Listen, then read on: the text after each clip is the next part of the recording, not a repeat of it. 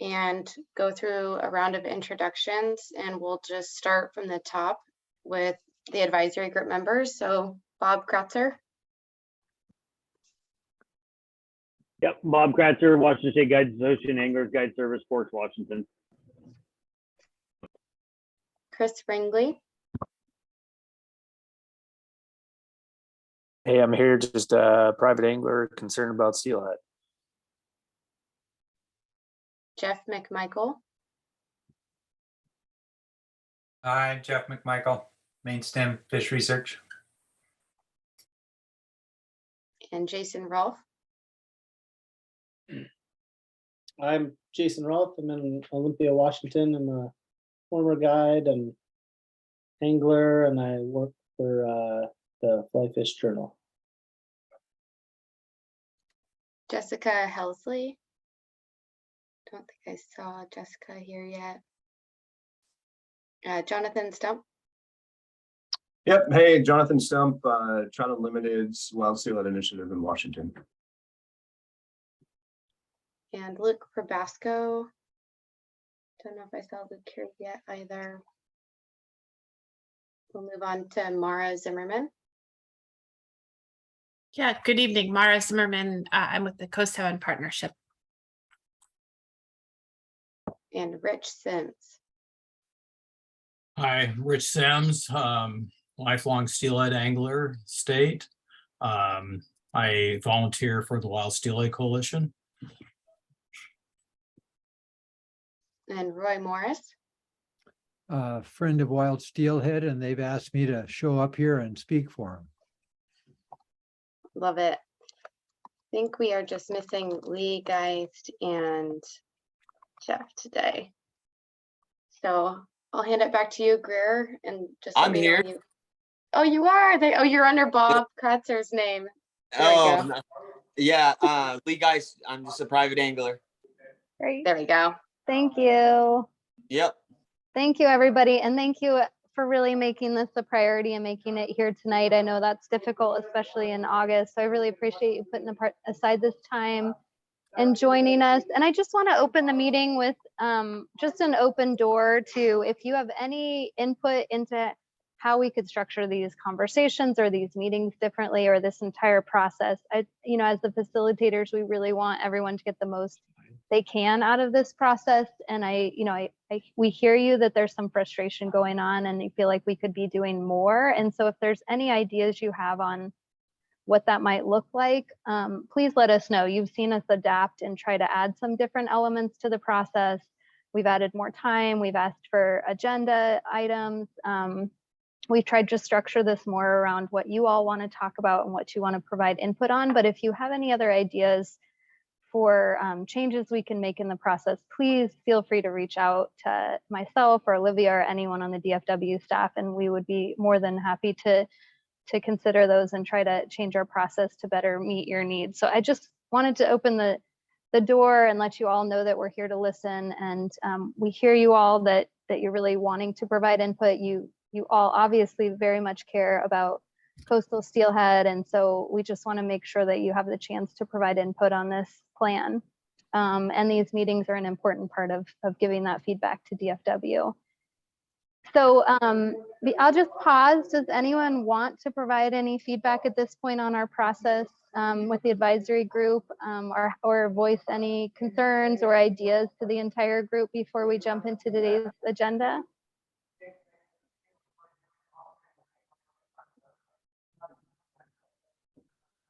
Okay.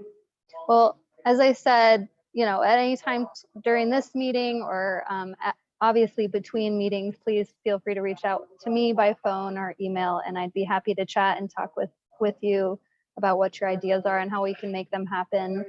So let's go ahead and pull up the agenda, Olivia, and we'll go through what we're hoping to cover tonight. Hey, Greer, real quick, can we get, there's a new staff member here. Oh, yeah. Called Rob Allen, that I'm not sure everybody knows, but he's an important part of the team in this discussion. So maybe I'll just flag that real quick if that's cool. Yeah, please do. Yeah, so Rob Allen, for folks that don't know him, he's the Hatchery Operations Manager for the coastal region. So that's all the hatcheries on the coast.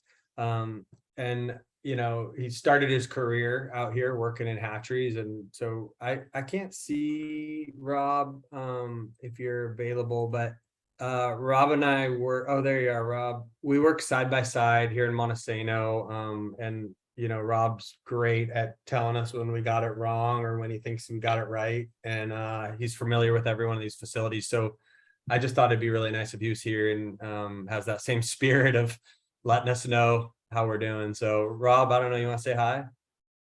Yeah, thanks for the opportunity to be a part of this, you guys. Yeah, I guess I'd say that I started in 1983, so I've been around a few years. Yeah, I've seen the good and bad, and then some great fisheries and some not so good fisheries. So I've been around a while. Thanks, Rob. Appreciate that. Thanks for being here tonight, and definitely excited to have you on for the hatchery conversation, help answer questions and talk about any ideas the advisory group may have. So speaking of which, so we have two main topics on our agenda tonight. One is to discuss hatcheries and continue our conversation from our last meeting and really spend a lot more time on that. We have about an hour and a half to talk about hatcheries. There's a number of different sort of discussion questions that have come out of a different advisory group conversations, and then have also come from DFW, and there'll be a couple presentations. There'll also be a status update on the hatchery section and the white paper, which I know a lot of folks are interested in. And if you have any additional discussion questions or just areas of interest you want to talk about with hatcheries, like you really want to provide DFW specific input on a hatchery related topic, please put it in the chat and we can add it at any time. It doesn't have to be on this list for us to talk about it today. This was just to give us some ideas for things that might be of interest to the discussion, to the group during this discussion. Any suggested changes before we move on to habitat? Any suggested changes to this hatchery operations list? Looks like this bar is. Agenda topic.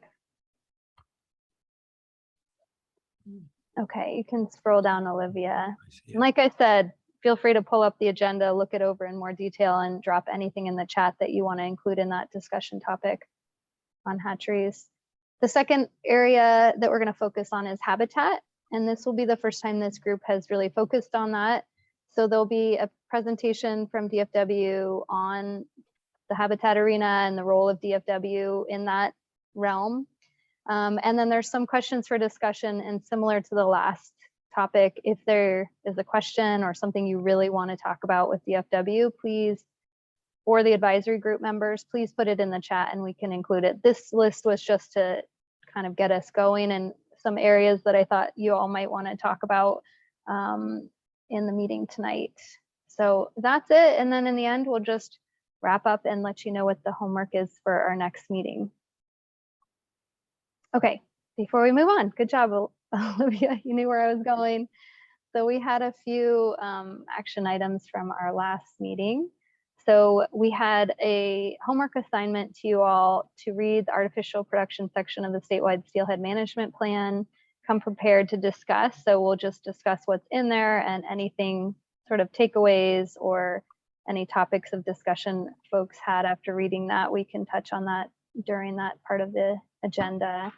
And there was also an optional homework assignment to provide feedback and ideas on test fisheries and any additional feedback on the monitoring and evaluation and fisheries regulation sections. So that was an action item for you all. And then DFW had an action item to provide, to incorporate feedback, produce a revised track change, draft and update the comment response track matrix. So that's something we've started to do just so you can all see how DFW is responding to your comments and incorporating your input into the plan. And then DFW to update and share the syllabus. So that's complete and linked in the agenda. So that's it. Any questions about action items or changes to the agenda?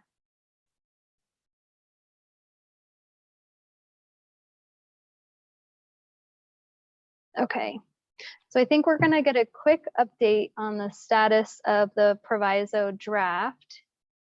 And I believe that's you, Toby. Oh, go ahead, Chris. Yeah, I believe I submitted some comments on the test fishery. Were those added anywhere? They were via email a while ago, probably 4 weeks ago. Were those added into the discussion? I believe so. Olivia can look that up while we're talking, but I do remember getting those, and I think we filed them Okay. on the SharePoint, but we will check on that and make sure to let you know. Toby, do you remember that? If I received them, I would have put them on the SharePoint. So let's look there. Okay. Yep. Thank you, Chris. We'll double check. It has been a while. I remember Yeah, so I that mean, email. is that available to the public to see those comments as well? Because we've been receiving public comment on specifically broodstock hatcheries and things like that, and seeing the internal, our comments towards some of these homework assignments would be beneficial towards the public seeing that as well, besides the meeting. I don't know if that's there or not. Yeah, currently the public doesn't have access to your internal SharePoint. Okay. But let me think about, I can talk to Erin, who's not on today, and talk to her about how to maybe get. We could compile them at the bottom of the summaries that go on the website that the public can have access to. Yeah, Okay. that's a great idea. I just wanted Olivia. to confirm, Chris, we did get your comments and saved them. Okay, sounds good. Great. Thanks, Olivia. Go ahead, Jonathan. Yeah, I was just wondering if at some point in this agenda tonight, we can possibly talk a little bit more about that test fishery stuff. And specifically, I wanted to hear from staff a little bit about the document that was provided with regards to the other test fishery that they were referencing in the Columbia River. I had a chance to dig through that a little bit, and I was kind of a little bit confused in terms of that kind of concept and how that applies to what you're considering out here for the coast. And then I guess the other piece of the puzzle too is, I know in the last meeting, not only was it referenced in the Columbia River, but there was also reference to the Cowlitz River test fishery study is another place where the agency's been working on that. And I know requested that data and information, and we did not see anything from the college yet. So it'd be nice if we could get that at some point. Yeah, maybe I'll jump in there. In terms of time on the agenda, I'll look for help from Greer on that one. The test fishery concept, the idea, it's one, I think we highlighted the importance of it in previous meetings, just some kind of independent data source that allows us to, compare against just for folks that aren't clear on what we're talking about, to compare against these other tools we have like Creel. We don't know what that's going to look like. We thought a brainstorming session would be productive. We heard some ideas, mostly criticism of the concept of test fisheries. So Jonathan, I shared with you, one of the only places we've seen that sort of tried, but it is confusing, that document.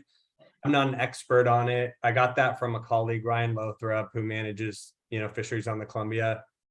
The important thing to consider on that one, I'll just break into this really quick because I'm not sure about time, is the major objective of that work was focused around, video recording. I think you probably saw that. Yep. But there's a aspect of it that involved, test fisheries. So I want to just flag for everybody that knows, you're not going to see, like in these fall fisheries right now, a bunch of test fisheries on the water. We're talking about if we decided to move forward with this, how would we pilot it this spring without, additional funding to do so? So it's just an idea right now. And I would say if we have time on the agenda at the end, Greer, we would love to have some more ideas on that, because we're continuing to brainstorm it. And if we do it, we want to get it right the first time. So. Yeah, no, I guess that's helpful, James. With the Columbia River stuff, though, just so I'm understanding this correctly, though, that wasn't actually a test fishery implementation that was put into operations. That was merely a proposal, right? Yeah, but yeah, so what you saw was the proposal. But my understanding, we can get Ryan Lothrop in here, you know, he's excited to talk about it. I'm not the expert, but my understanding was that element of test fishing was applied in 1 or 2 years. I don't know the results of it. I'm not sure how it went, but it's sort of, you know, if we look at kind of the portfolio of places it's been tried, that's, you know, my understanding of what we've got. You're flagging some cowlitz materials that you requested, so we can work on that one too. Yeah, no, that's great. I mean, you know, like I said, I read through the materials for this, you know, Columbia River test fishery stuff. And the, you know, the thing that kind of stood out to me is how they, you know, essentially said that, you know, they don't necessarily want this to be used as a, you know, particular system for in-season management purposes. And so that, you know, that kind of flagged that a little bit, and maybe we can talk about that more later. I know we're kind of getting into our agenda here, but I just wanted to, you know, bring that up. Thanks, Jonathan.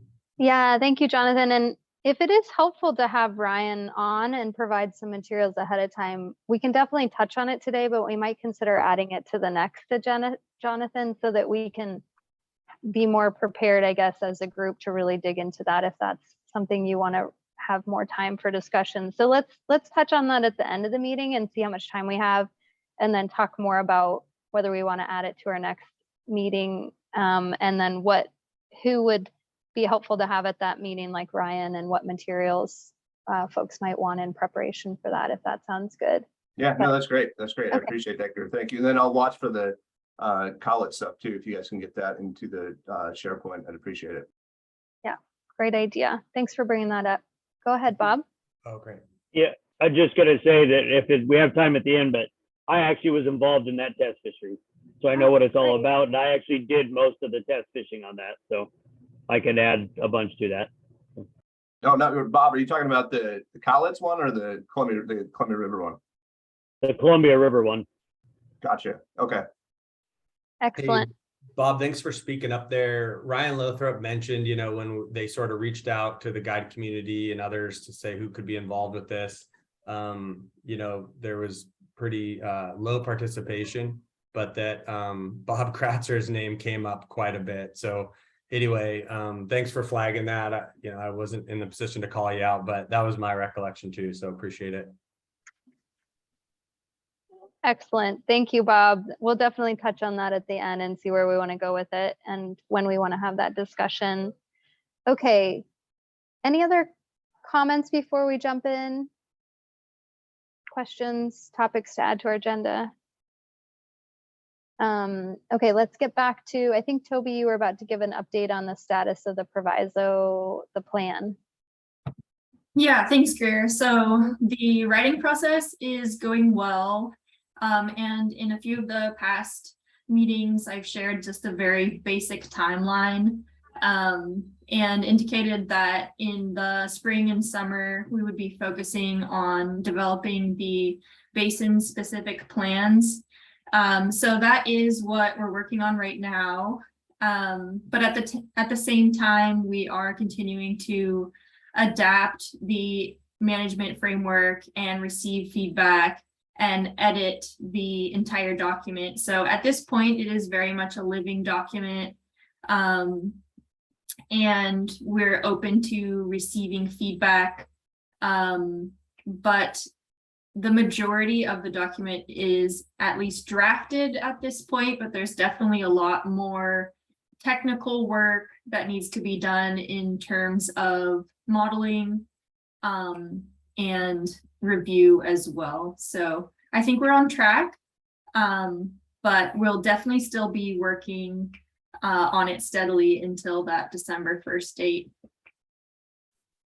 Great, thanks, Toby. And as a reminder, all the sections of the plan that are available for advisory group comment are on your SharePoint site. And I think Toby has said you can provide any comments to those sections at any time. And it sounds like, Toby, there'll be additional sections released to this group for comment at some point. Yeah, so our post-meeting materials for this week or for this meeting are the critical research section, the future regional management plan section, and see, it's blocked from my screen right now. Human The human dimension. dimensions. Yeah. Yeah, the human dimensions section. Thanks for that, Greer. So the future regional management plan section will be an opportunity for us to talk about topics that we have not been able to include in this CS-PIP iteration of working on coastal steelhead management. So it'll allow us to think about the future, think about, you know, what we'd like to see beyond December 1st, kind of more long-term planning about how we want to approach creating regional management plans, which is what we set up as our next step after we finish this coastal steelhead proviso implementation plan. So I'm looking forward to reading your feedback on that section and getting a lot of your ideas about what you'd like to see in the future. That will be helpful for us. And then, yeah, also your ideas on critical research and human dimension. So I know in this past 6 weeks or 8 weeks, however long it's been since our last meeting, there hasn't been a lot of new material to review, but we're planning to have more materials out for folks to read before our next meeting in September. Thank you, Toby. Any questions for Toby on the status of the Proviso plan, implementation plan? And we're going to touch on the hatchery section in a minute, but the rest of the plan.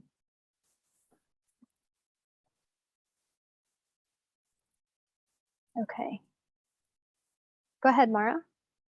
Yeah, just to confirm. So Toby, when you have a new section that you want review on, you'll sort of send out a reminder, as opposed to, like, you're not just going to put it up there and expect that we know that it's there, correct? Yeah, so we'll send it out.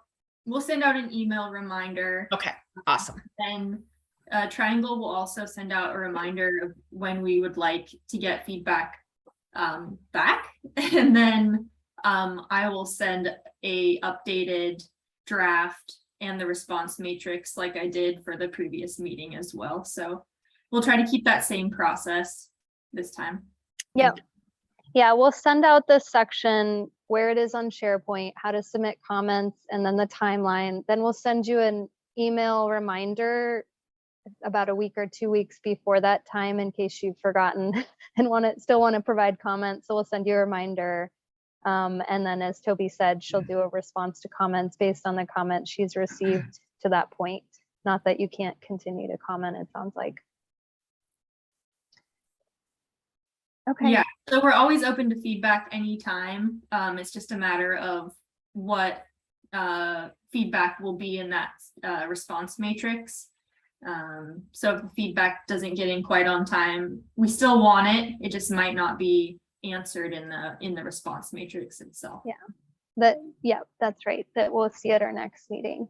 Yeah. Great. Thank you, Toby. Thanks, Mara, for the question.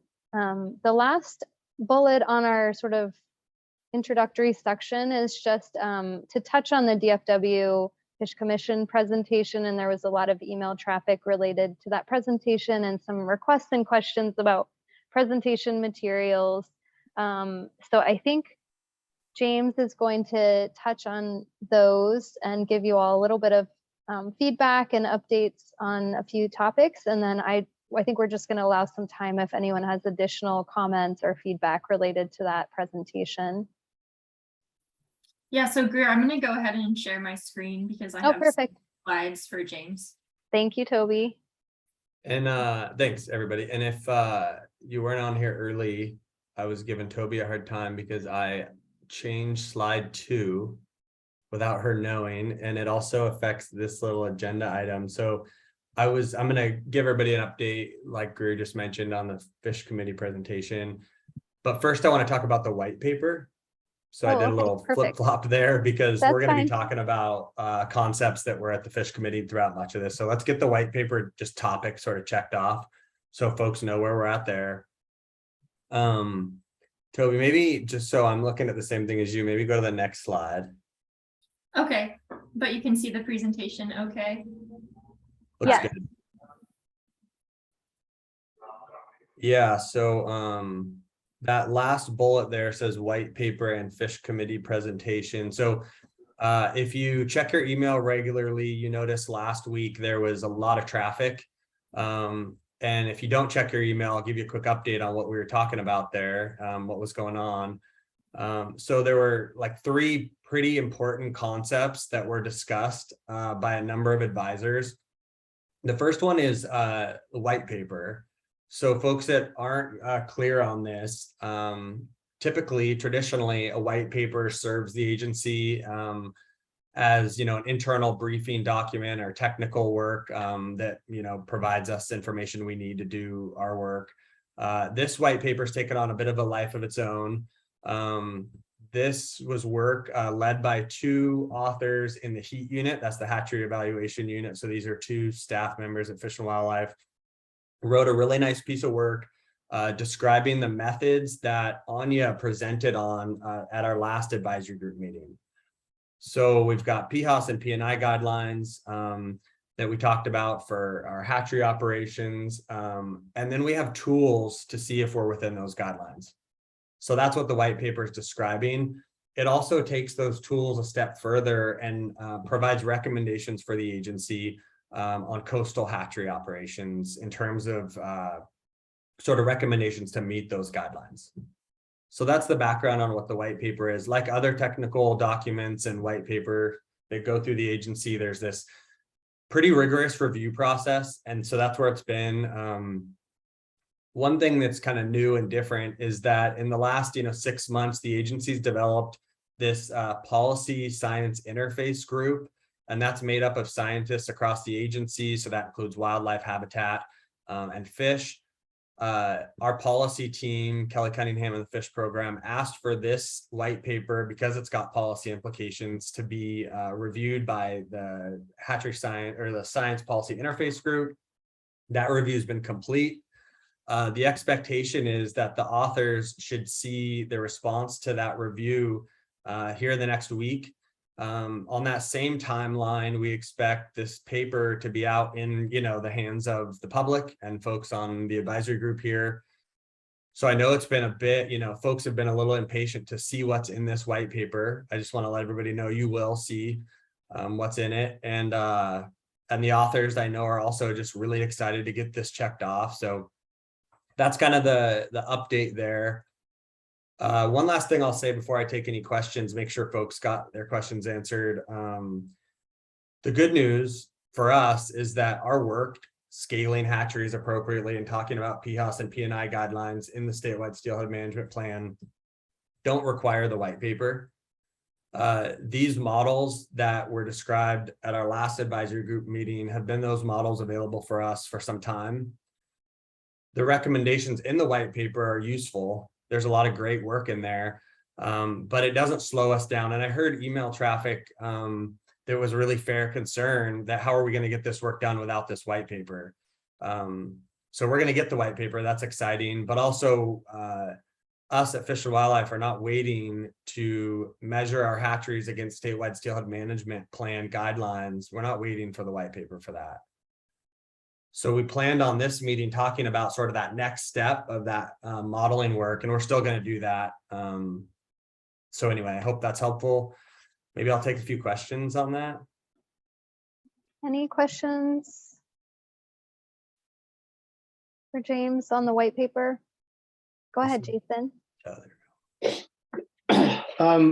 James, you said you're not, I can't quote you exactly, but you just said, you guys aren't waiting on the white paper to sort of, make the plans that are going to be made with regard to hatcheries. I guess my question would be then, like, what is the point or purpose of the white paper if it's not going to be used to, like, inform those decisions? Or, I mean, maybe I'm misunderstanding you a little bit, but does that question make sense? Yeah, I guess what I'm saying is, the methods that are described in the white paper are methods that we have available to us. The purpose of the white paper, I'll say, because I've reviewed it myself, And I'll say there's, you know, really important context around the coastal steelhead hatcheries today and how the methods in these two modeling approaches we talked about last meeting should and could be applied. And so when us here in the coastal region ask the heat unit to evaluate our hatchery programs, you know, we're not requiring them to write us a full page recommended report, but it'll be great to see. It's helpful. But if I were to get, you know, extensive modeling work from the heat unit that described, you know, ways that we were not meeting management objectives, you know, I'd be considering that as well. So one other sort of point on that, because I guess the question is, why is it important? I just don't want to discredit this work because it's extremely important. But there's a benefit to the work we're doing that might take the white paper to a new step, you know, sort of that work. So we can think of the white paper as a point in time. There was a modeling exercise that was done. It's really static. It's based on current levels of wild steelhead abundance, assumptions around trapping efficiency and fisheries. All those things are changing consistently, like every single year, those things look different. So what we're trying to do in the Proviso is create a plan that's not, you know, available right now, but outdated next year. And I'm not saying the white paper is outdated. It's important methods. It's going to be really exciting to see. But we're going to talk today about tools that we can look at in a decade and say, okay, abundance is different. Fisheries are different. Trapping efficiency is different. Now, how should hatcheries be scaled? And that's the tool Toby and I and others in the team are trying to put that in front of us and say, take that stuff that's in the white paper, but apply it for kind of a longer term. But I do want everyone to read their white paper. So hopefully everyone does. Thanks, James. Go ahead, Luke. Yeah, I guess since I haven't seen the white paper, which I was very much looking forward to, I'm just curious how we can really have an honest discussion about hatcheries when there's so much science available that says they're not good. Yeah, so there's a lot there, Luke, that's not related to the white paper, I think. The white paper is an extremely focused document talking about coastal steelhead hatcheries and modeling them against the statewide steelhead management plan guidelines. So if we're talking about, you know, I think you referenced that maybe steelhead, you know, hatcheries aren't good based on the literature. I think that's another exercise, right? We're not going to get the answers to that in the white paper. So I am going to show you though, you know, how are we going to get this work done? I think we've created some tools here that will help us get that work done. But we're going to show some concepts here on how we can use the method, not the white paper, how we can use, you know, these methods to do work today that's going to kind of stand the test of time. And I'm hoping folks on this call can look at it and see if these tools are useful or if there's ways we can improve them. Yeah, and I want to jump in quickly and answer Luke's question. I guess I think of it as the white paper helps us look at genetic impacts and how to maintain genetic impacts within thresholds set in the statewide steelhead management plan. So it's controlling one potential negative impact of hatcheries, but it's like James said, has a fairly narrow scope. So of course the pros and cons of hatcheries is a much larger question, and it's just addressing one specific point that's important for us as managers. Thanks, Toby and James. Thanks for the question, Luke. And I'll just mention that I think we're hoping to spend quite a bit of time today talking about what you're mentioning, Luke, which it sounds like you have some concerns about hatcheries. And so I think it's important to voice those today in this group, and let DFW know what those concerns are. Go ahead, Jonathan. Yeah, thanks for the update, James, on that white paper. I mean, it's unfortunate that we've had to press so hard to get that information from you, but I guess, you know, better late than never. So thank you for that. I guess Hey, the one John, thing I'll say is just jump in and then I'll answer the second part of that.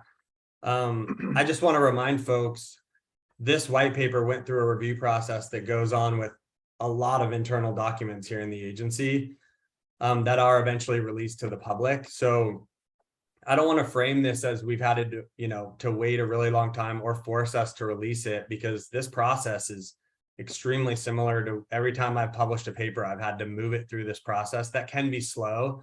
But I'm excited to read it. Like I said, it's taken on a life of its own. Everyone's really excited to read it, and it's going to be out the door. So I think we're good there.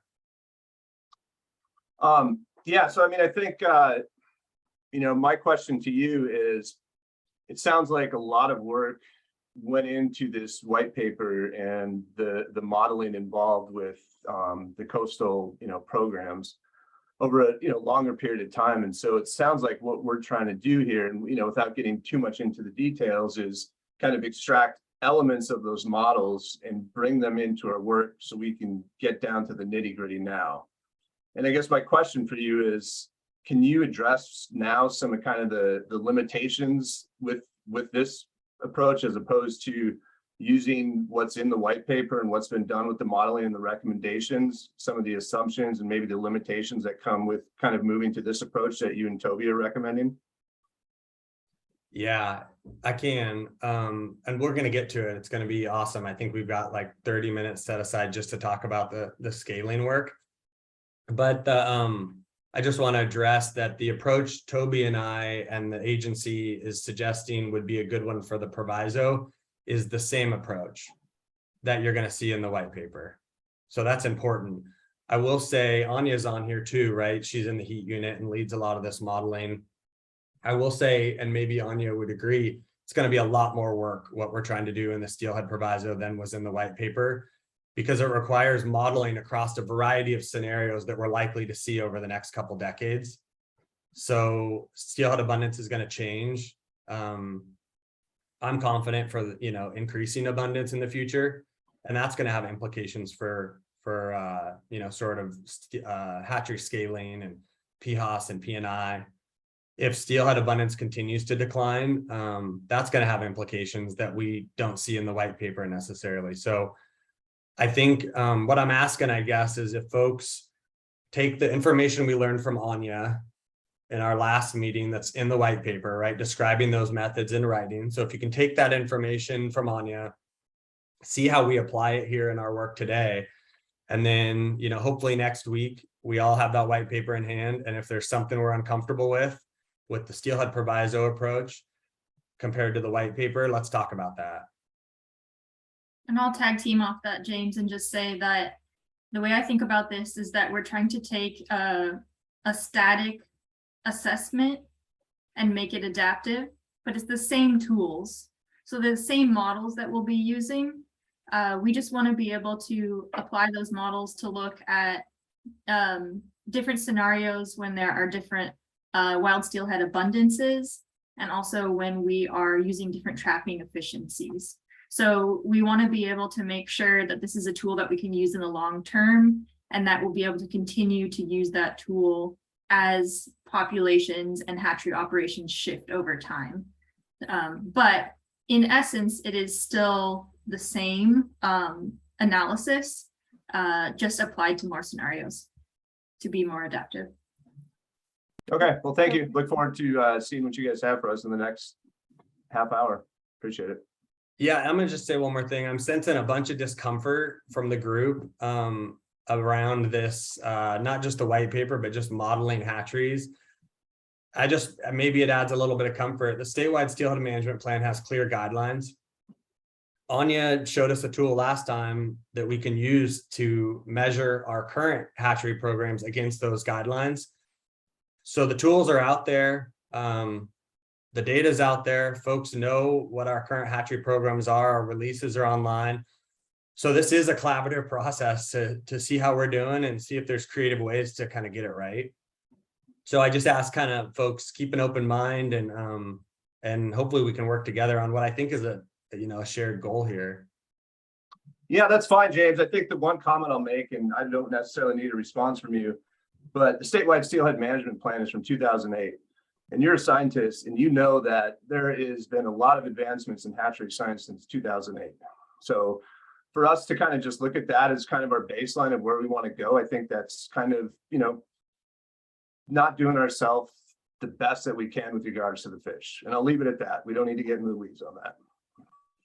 Well, let's pick that up, Jonathan, when we get to the hatchery section. And if there are certain, I mean, part of the homework was to, obviously you've read it, but if there was specific aspects of that plan that you wanted to touch on and talk about related to hatcheries, let's definitely make sure to note that feedback on the areas you do want to see updated or changed.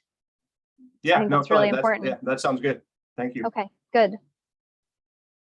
Thank Okay, I'm you, gonna hit this James. next one, Greer. Go for it. Yeah, so if you didn't tune in last week, we had a briefing for the fish committee. Following that, again, and a lot of email traffic, and it was important email traffic. The first thing so I just want to say first off, the update to the fish committee didn't really contain any new information, right? We briefed folks on what we did postseason, last year, early closures, forecasts, run size, things like that. And we also reminded the fish committee of what the schedule is moving forward to this next year. So we recycled quite a few slides for that presentation. I think we had a total of 9 slides, something like that. And most of those had been used in the past. We got great feedback from folks, not the kind of feedback you want to hear, but places where we missed the mark. So there were 2 specifically. This is the Proviso language right here that you can find online. We've been using in the document from the beginning, but the language that we used in the fish committee meeting was different than this. It was an abbreviated version, but I just want to flag for folks that abbreviated version isn't so much. I mean, it looks a lot like this, but there's key phrases that are left out that are really important, specifically focused around, natural populations, wild steelhead. But I want to flag that language, you've seen it over and over again, and there was some reference or sort of, some concern from folks that we were intentionally leaving places of the Proviso language out. I want folks to know we got that initial language that you saw in the fish committee meeting. We were using that in June of last year. We had a summary, focused around the budget that we thought we were going to get coming down the line. And it described what that budget would be used for. We shouldn't use that language at this point. We have improved language that describes the scope accurately, and it's right here. So I just want to flag for folks, thanks for noticing that. We will not be recycling that slide or the language again, but also add confidence for people that this is the language we've got in the Proviso. It's the language I think this group has been focused on. So, our, eye is on the prize with this language, and there was a mistake made there. Thanks, James. Go ahead, Lee. Did you have a question? Yeah, I just wanted to make sure, when we say river systems, are we talking about river by river or like basin by basin or drainage by drainage? I just want to figure out, how you guys feel about that, where we're at on that. Are we talking about Grays Harbor, talking about just like the Chehalis River and all the rivers, or river by river? What's the deal with that? Yeah, thanks, Lee. I'm going to let Toby jump in here too, but I think at the next advisory group meeting, we're going to be talking specifically about kind of the region specific plans. So we're going to break all those discussions up and probably have a good one about, what are we talking about when we're talking about river systems? Gotcha. But we have, got this sort of basic organization that you've seen us use in the past at town halls and stuff, where we're looking along the coast at the major river systems. But we're lumping places like Quileute and its tributaries in terms of chapters in this document. But of course, talking about individual tribs. And then in places like Willapa, as you know, it gets pretty messy, right? Because that's not a river system. Yeah. A bunch of independent tributaries. Yeah. So Toby, anything to add there? Because it's not a short answer.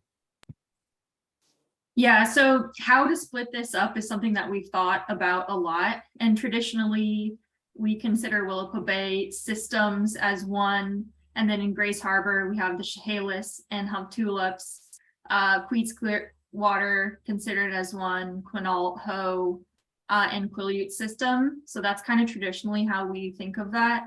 And then of course, there's some independent streams as well. We've been thinking a lot about how we might want to split up potentially Willapa Bay, but that's kind of an ongoing conversation, especially in terms of thinking about future modeling work, because we're not exactly sure how certain populations of fish in Willapa Bay relate to each other.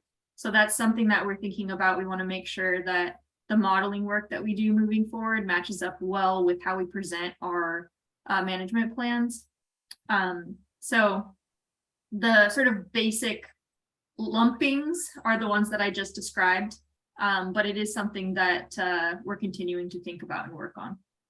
Good, good. Yeah, I mean, I don't really have a dog in that fight. I just want to figure out what we're deciding. So hopefully by the end of all this, we'll be able to figure out exactly whether we're talking about basins or specific river systems in the end. So that's all I wanted to figure out. Good Thanks, Lee. question. Thanks, Lee. Go ahead, Yeah. Rich. Hi, thanks. Appreciate the fact that you did add the language that we were looking for, which was about protecting native and hatchery produced steelhead for each river system. To me, kind of words matter. I think it's really important, especially with the public and also for our commission, to really understand that the work that we're doing isn't necessarily just about providing fishing opportunities. It's developing a plan that we can conserve wild steelhead, because the way I look at it, it's about putting the fish first. And if we put the fish first, that'll provide opportunities. And so it's very important that people, I believe, understand that. So that's one of the reasons I really pushed hard and kept on hammering on it most of the time. So thanks for putting that back in. Appreciate it. Rich, thanks for flagging it. I mean that, so. Thank you, Rich. Go ahead, Jonathan. Yep, I'll echo what Rich said too. You know, I wish that we just have used the, you know, full proviso language as written initially. And, you know, I know that it's been used that way before in a couple presentations, but what really caught my eyes when this was brought up in the commission meeting, and suddenly the commissioners were just talking about protecting fisheries and fishing opportunities, which is not what the proviso intends for us to do. So, you know, thanks for correcting that. I'm glad you have the correct language in here. Toby, I was actually incorrect in your presentation to the internal webinar. You did have the correct language, so I apologize for that. Thanks for including the correct language. James, is there anything else about the Fish Committee presentation that you're going to talk about, or are we good here? No, I got one more slide. Okay, didn't want to get ahead. You know, I'm looking at, just so folks know, and this isn't my job, Greer's on top of it. I'm looking at the agenda, seeing we're, you know, running a little, you know, short here, a little behind, but this conversation here, I'm really appreciating. So I'm asking Greer if maybe we can just make sure to stick on this until we get the hands read. Yeah, 100%. Yeah, that was Can we my get a get out of plan. jail free card on this one? Yeah, for sure. That's why we made our meetings longer, so we could have time for this. Go ahead, Roy. Thanks. Oh, you're on mute, Roy. Happens to us all. Thank you very much. Yeah. Just again, Rich drew a picture that I like, is to keep considerations as he stated.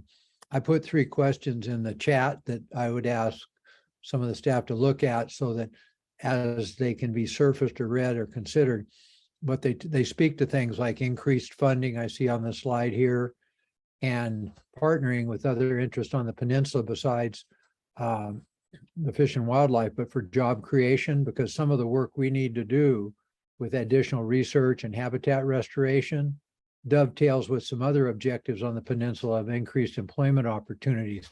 We might find more friends in the legislature to partner on funding our work if we considered expanding our research work and even building laboratories out here and making this a research station on the peninsula as a job creator. So it could address our needs in the steelhead advisory work, but also in the community in ways. I think that we could get more than chump change. I'm looking at 200 grand. I don't even go to meetings that they're talking about 200 grand usually. Thank you, Roy. Time. And I included your questions in the discussion sheet Yeah, today. however they Roy. fit. And I think we'll just plug them in where we need to, but I really appreciate that. And I encourage all the advisory group members, if you have questions like that, to pass them on and we'll fit them in where they fit. So, okay, James, I think you said you have one more slide. Yeah. So James, this last, before you jump back in, I just want to say, Roy, we are hoping for more money, and if we're successful in this, then the budget will certainly support you know, a lot of additional funding to advance this work. So you're right, $200,000, $100,000, that's not a lot of money. We're hoping to really expand the budget if we're successful in this step. That's not even enough money to run the fish checkers at the takeouts. Yeah, it's not a lot of money. I'm meeting with Theringer staff tomorrow, and I'm setting up an appointment with Vandaway just on some other initiatives in this, because this money thing is, and economic development on the peninsula ties together with this project of increased research and habitat restoration and more work. So I think we can find more dollars than what Region 6 can squeeze out of the Fish and Wildlife Department budget from the legislature. I think we can create some more conduits. Yeah, well, I really like the idea of increasing employment at the same time as increasing research. So thanks for that. yeah, and I guess one more thing, and I know we should keep moving, but I just want to highlight, kind of build on what Toby said there, Roy, is, you know, we didn't ask for $200,000 or $300,000 initially. We had a plan to really, you know, improve this problem of uncertainty around wild steelhead out on the coast. And so we got this assignment. We're hoping to hit a home run, and we know people are watching, and sort of we add some kind of precision around what is it exactly we're going to do if we improve what's going on in the coast. So, you know, more resources for sure, but I think we're doing a better job here of describing exactly what it is we're trying to do to protect these fish and the fisheries. So thanks for flagging that. Thank you. Okay, next slide here for our introductory comments. So at the Fish Committee meeting, we thought it was really important to share trends in run size and trends in escapement. The important thing we were trying to highlight, if you didn't tune in, was that when you're predicting future runs, you got to look at recent years escapement, so the number of fish on the spawning grounds, to make any prediction about what we're going to see coming back. So we missed the mark on trying to share that. And the reason we did it, again, we used some recycled slides. These slides hadn't been updated in the past, but we also had, and they shouldn't have been, there wasn't anything to be updated on. But some of these slides, these estimates of escapement that were shown were actually estimates of run size. And so in some places, the implications for that are not huge. It's an error. We should fix it. Folks need to know. But I thought, you know, one of the advisors here, Rich, I thought you had a, you know, pretty, you know, clear-cut example with the Hoh River as a place where looking at escapement instead of run size has huge implications for how you view the status of that population. And so I want folks to know, you know, we correct that error. You know, the graphs that were incorrect have been fixed. The graphs you're looking at now, you know, there's an opportunity for you to see these and say, this isn't all the rivers. That's right. I just want to show people, these are the rivers that we showed as the example of these recent year poor escapements. So there's 6 of them here. You'll see there's some missing, but I just wanted to put these out there. The data are, you know, in check. They were querying some code that was not correct, that was showing run size. Rich, the one that was been, you know, kind of highlighted here is the Hoh River. I think we just take a quick second to highlight what we're looking at now. So in black, that one that's bouncing up and down, that's the number of spawners on the spawning grounds from 1980 in some of these rivers all the way to, you know, 2020. So what you can see in the Hoh River, that black line dips underneath that parallel line that is the escapement goal a number of years recently, but also in the past. So if we're trying to demonstrate to the Fish Commission and to other folks that we're going to be down this road for a little while because we just have not had healthy abundance of steelhead in most of these rivers, it's really important folks see rivers like the Hoh River. So when we get to these river specific plans that Lee was just flagging, everyone be confident. These are the data we're going to be looking at. When we get in front of town hall meetings where we're updating these graphs, these are the data we're going to be looking at. So I really appreciate the close eye. This is why we've got you guys. You know, we're moving fast, and I'll just say this was a lesson for us as a team. We've got these pretty natural checkpoints where we bring the Region 6 team in, review the data, make sure what we're sharing is accurate. When we're recycling slides for a place where we're not updating anything, we miss that mark. So there were a couple other of these, but the hoe is the one, Rich, and I appreciate you flagging it. Go ahead, Rich. Did you want to respond for the group? Oh, you're on mute. Yeah, I got you. Okay. Hey, thanks, James. Thanks for correcting this and explaining a little bit more. I think it's really, again, really important for us to catch these things and really put this data out in front of the public and the commission, because it does really illustrate where we're at and where our trends are at. And I think that's really critical for people to really understand. If you look at, especially look at the faint line behind it all, you know, I know, James, you can explain it probably better than me, but, you know, that's the trend line, right? And when you look at those trend lines, that's what's been going on for like the last 20, 30 years. And we can see where those trends are going based on the run sizes over time. You know, again, you look at a river like the Queets and the Clearwater. Well, the Queets is mostly an Olympic National Park, right? So, you know, it's disturbing, and I think we need to keep this out in front of people so they really understand the gravity of kind of where we're at with our fish right now on the peninsula. One of the last great places. Yeah, Rich, I'll just say real quick, thanks for flagging these other lines. They're in the email traffic. I can't remember, one of our advisors here flagged that they really want to see that trend line.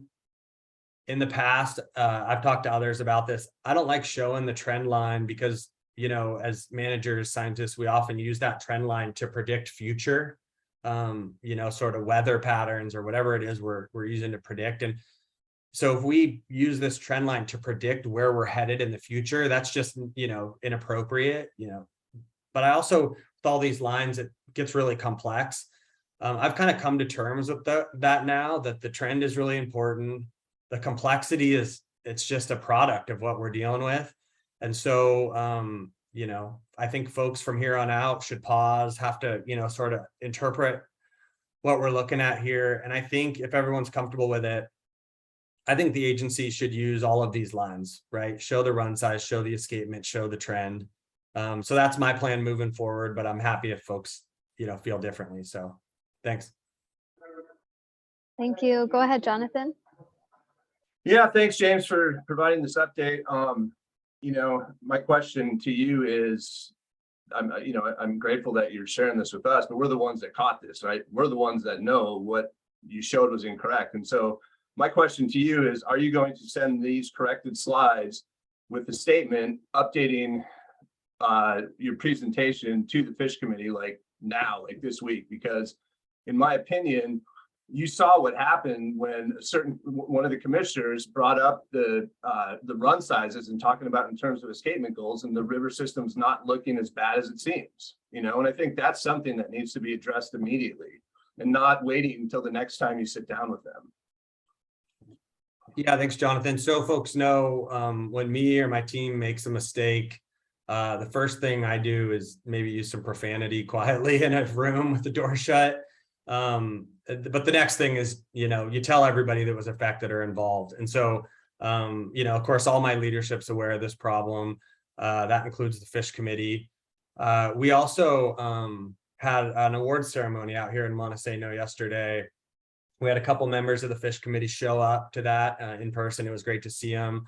And we had a long talk about this mistake. So yeah, everybody's aware of it, but I also think it's important, you know, there's folks from the public that tune in for a minute and then they're, you know, off to their lives. And So I think it's appropriate if we show up at the next opportunity with the commission or the fish committee, we highlight these graphs again, and we just say, you know, there's a lot of complexity here. There's some trends that are important. There's run size, there's escapement, and we got it wrong last time we showed you. So I think we check all those boxes, and yeah, we're on the right track. To Yeah, keep no, moving and make that's great. people I mean, happy. that's, you know, that's what I wanted to hear. That's all I was asking for. So, you know, I appreciate that. I'm, you know, glad you're able to correct this mistake and own up to it. And hopefully we can, you know, do the extra double check of our work moving forward, so we don't have to, you know, get you in this predicament anymore. Great. Yeah. One last thing. Appreciate all that, Jonathan. I can't promise to folks that we're not going to make a mistake. We're moving extremely fast, and I'm really proud of the work we're doing. But yeah, I guess I just say keep watching this work. That's why we've got all you guys, and let us know when we get it wrong.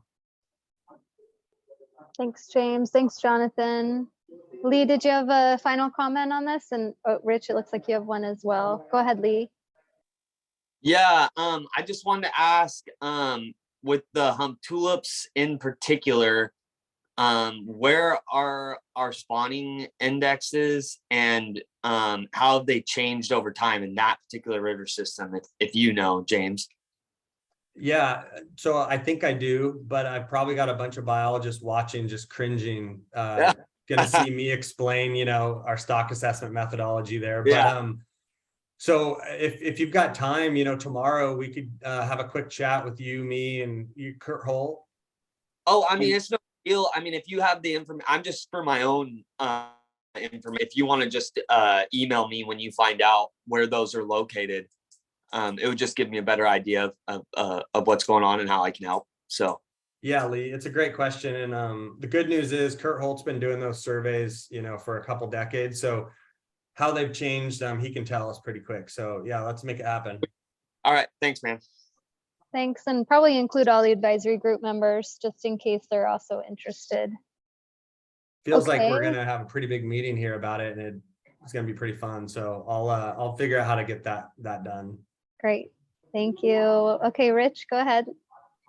Yeah, thanks. The other thing I just wanted to mention, and I know we talked about it a little bit in the past, and that's looking at these graphs, you know, just kind of, since it's an aggregate, looking at the Quileute, Chehalis, even the Willapa Bay tributaries, sometimes I think we're losing sight of what the conditions are of those individual tributaries. And I think that's kind of critical for us to kind of understand and illustrate. I'm not sure the best way of being able to do it, but, you know, you look at a river like, say, the Salduck, who is, you know, pretty much carrying the load, from what I understand, for the Quileute system. And then you have a river like the Bogoshiel, which is at times struggling, you know, from a wild fish standpoint. You know, so I just kind of want to bring that up. So that's brought out into the open, and maybe people think about that a little bit more. So I just wanted to make that comment. Yeah, Rich, you've helped us with that in the past too. You know, trying to peel back the layers of the onion here on these graphs, because this is complex, but as you know, it gets a lot more complex than this. So in the town halls, we've shared lots of ways, these different escapement estimates by tributary. But I think we explore all the ways we've already done it. We've shown diversity right across the distribution in the Chehalis and things. In the next advisory group meeting, when we talk about river specific plans, I think we see how to get that complexity sort of sweet spot. We show the river, you know, tributary specific escapements, maybe even talk about the methodology like Lee's talking about, how it's changed. And then, yeah, so, you know, you'll get the opportunity to see, you know, the way we think we should show it, but provide feedback on how to improve that. Thanks, James. It sounds like that's at the next advisory group member. There'll be more of a discussion on the tributary specific plans. Toby, is that right? Am I right there?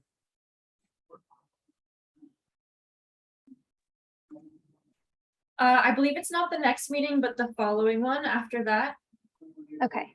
But Great. I've said that twice now, that it's at the next meeting, so it's not. It's coming Yeah. though. It's good to Next hear. meeting is future regional management plans, critical research, and human dimensions. And then one after that, we'll be looking more at the river specific plans, and hopefully we'll have those pretty well drafted by that point. So we'll be able to dig into those more in depth. Great. And it sounds like since there's been 2 comments on that, I assume if anyone had any specific feedback on how to split things or group things, that might be good feedback to give DFW. Yeah, and Rich, don't wait for, providing that feedback in writing, on the email or whatever directly to Toby. Because, we're trying to build those things now. So we've got something to work off of. So send us your thoughts on it and keep letting us know how these tributary specific pieces should be included. Yeah, definitely don't wait. And as I mentioned earlier, that is something that we've been thinking a lot about recently in terms of how we want to separate out systems for modeling and also for these management plans. So I'd be interested to hear anyone's thoughts on that now through December, anytime. So yeah, sooner rather than later is actually probably better so that we can have time to think through them and get them incorporated. Great. Thank you, Toby and James. Thanks for the question, Rich, and everyone else. Okay, so I think we're ready to shift to hatcheries, but I'll just check in if there's final comments or questions on any of the material we covered in the last hour. Okay. So I think, let's see. So headed back over to our agenda, I think our first topic, it sounds like you've already given an update on the white paper, but Toby, did you want to just give a quick update on the draft hatchery section and when the advisory group might see that? So we've had some adjustments made to the way we're presenting the white paper information, as James mentioned. So we're in the process of sort of editing that section. So it won't be available probably this next meeting, but the one after that, I imagine we'll have that ready for folks to look at. But we're working on it right now. We just want to have time to work more on this sort of shift in the modeling to present it in a slightly different way. So yeah, can anticipate that probably not by the next meeting, but the one after that. And then Greer, I can kind of take it from here, I think, on the hatcheries piece. Good, sounds great. I'll just pause and just confirm everyone understands the timing. So the white paper will be sent out in the next week, is that right, James? And then the hatchery section will be sent out for review in about a little over a month. Is that right, Toby? Did I get that right? Yeah, so we don't know exactly when the white paper will be available because that's outside of our control right now, but James anticipates that it will likely be within a week or so, but as soon as it comes out we can send it to the group. So yeah, that one's above my pay grade, so I'll just wait and see, but we're anticipating that it might be about a week. Okay, sounds good. So hopefully everybody got that. And again, Triangle will send that hatchery section out for review and make sure you're aware of the timelines for review. Okay, go ahead, Toby, you can take it away. Okay, great. So I wanted to zoom out just a little bit and remind folks of the 5 main subject areas that are contained within this coastal steelhead proviso implementation plan. So we've talked about the monitoring evaluation, fisheries regulations. We're having a much more in-depth conversation on hatchery operations this evening, of course. And then later tonight, we'll also be digging into habitat as well. And in the next meeting, we'll be talking about socioeconomics and human dimensions. So by the next meeting, we will have talked about each of these major subject areas contained within the plan.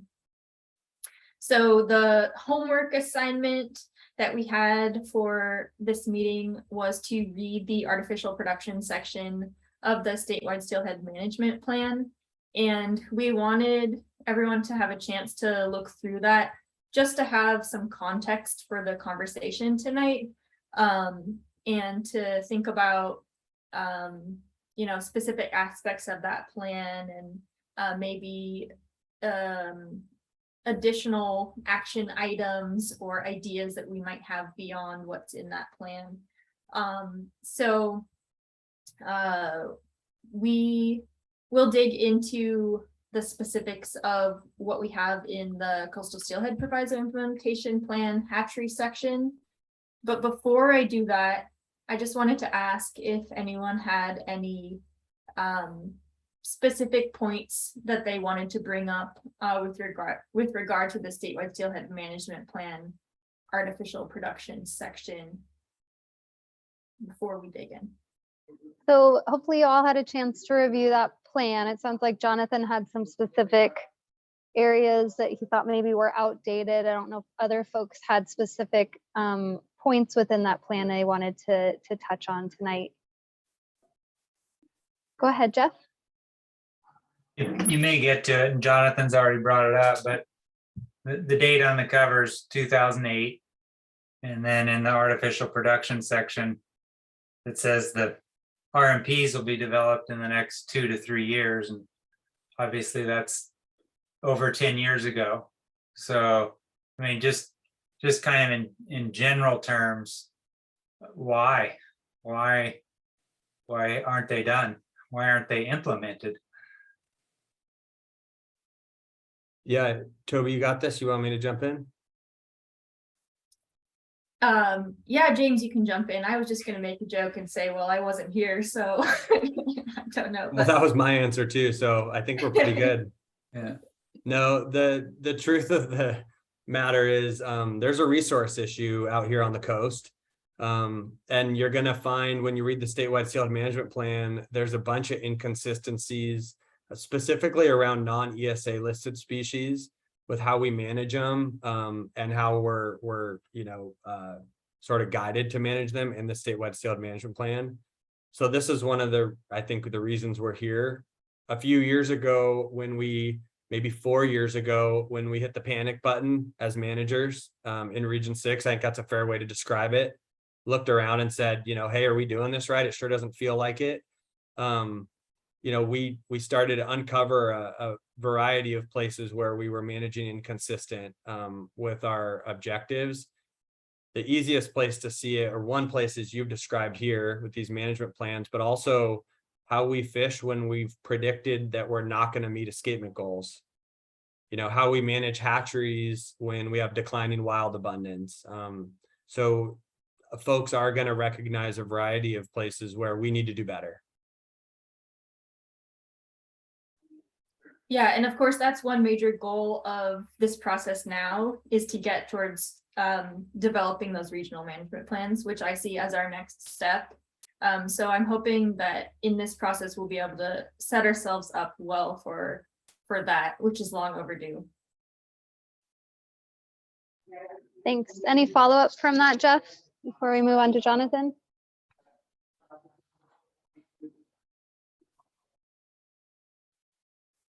Okay, go ahead, Jonathan. Sorry, I shook my head, but that's okay. I was muted. Sorry. No, that's okay. Thank you. Got it. Sorry, you weren't in my Zoom camera view. Okay, go ahead, Jonathan. Yeah, so I mean, I guess, building on my earlier point of this being a 14-year, almost 15-year-old document, and knowing that there's been a lot of changes in hatchery science in those past 15 years,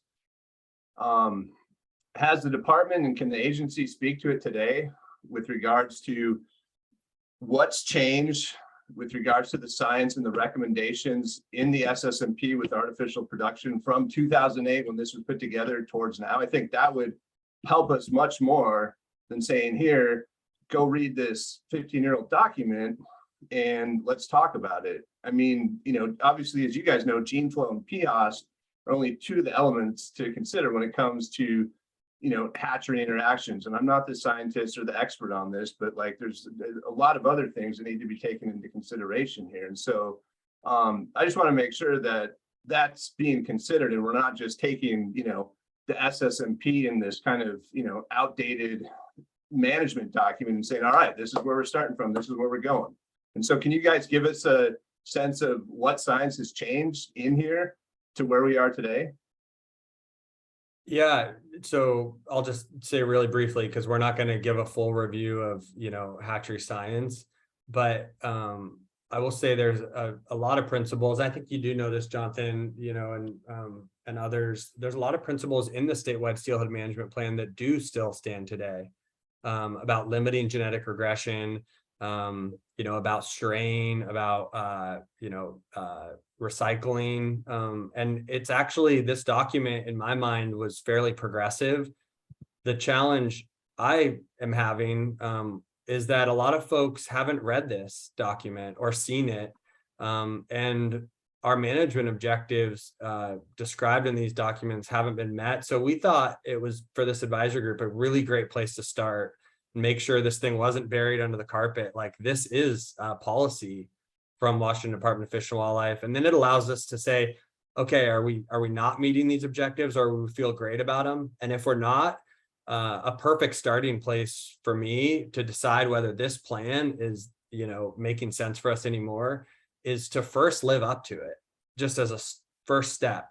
And the same goes with, our hatchery work. You're right, there's integrated and segregated and everything in between, and everybody's got their favorite hatchery program.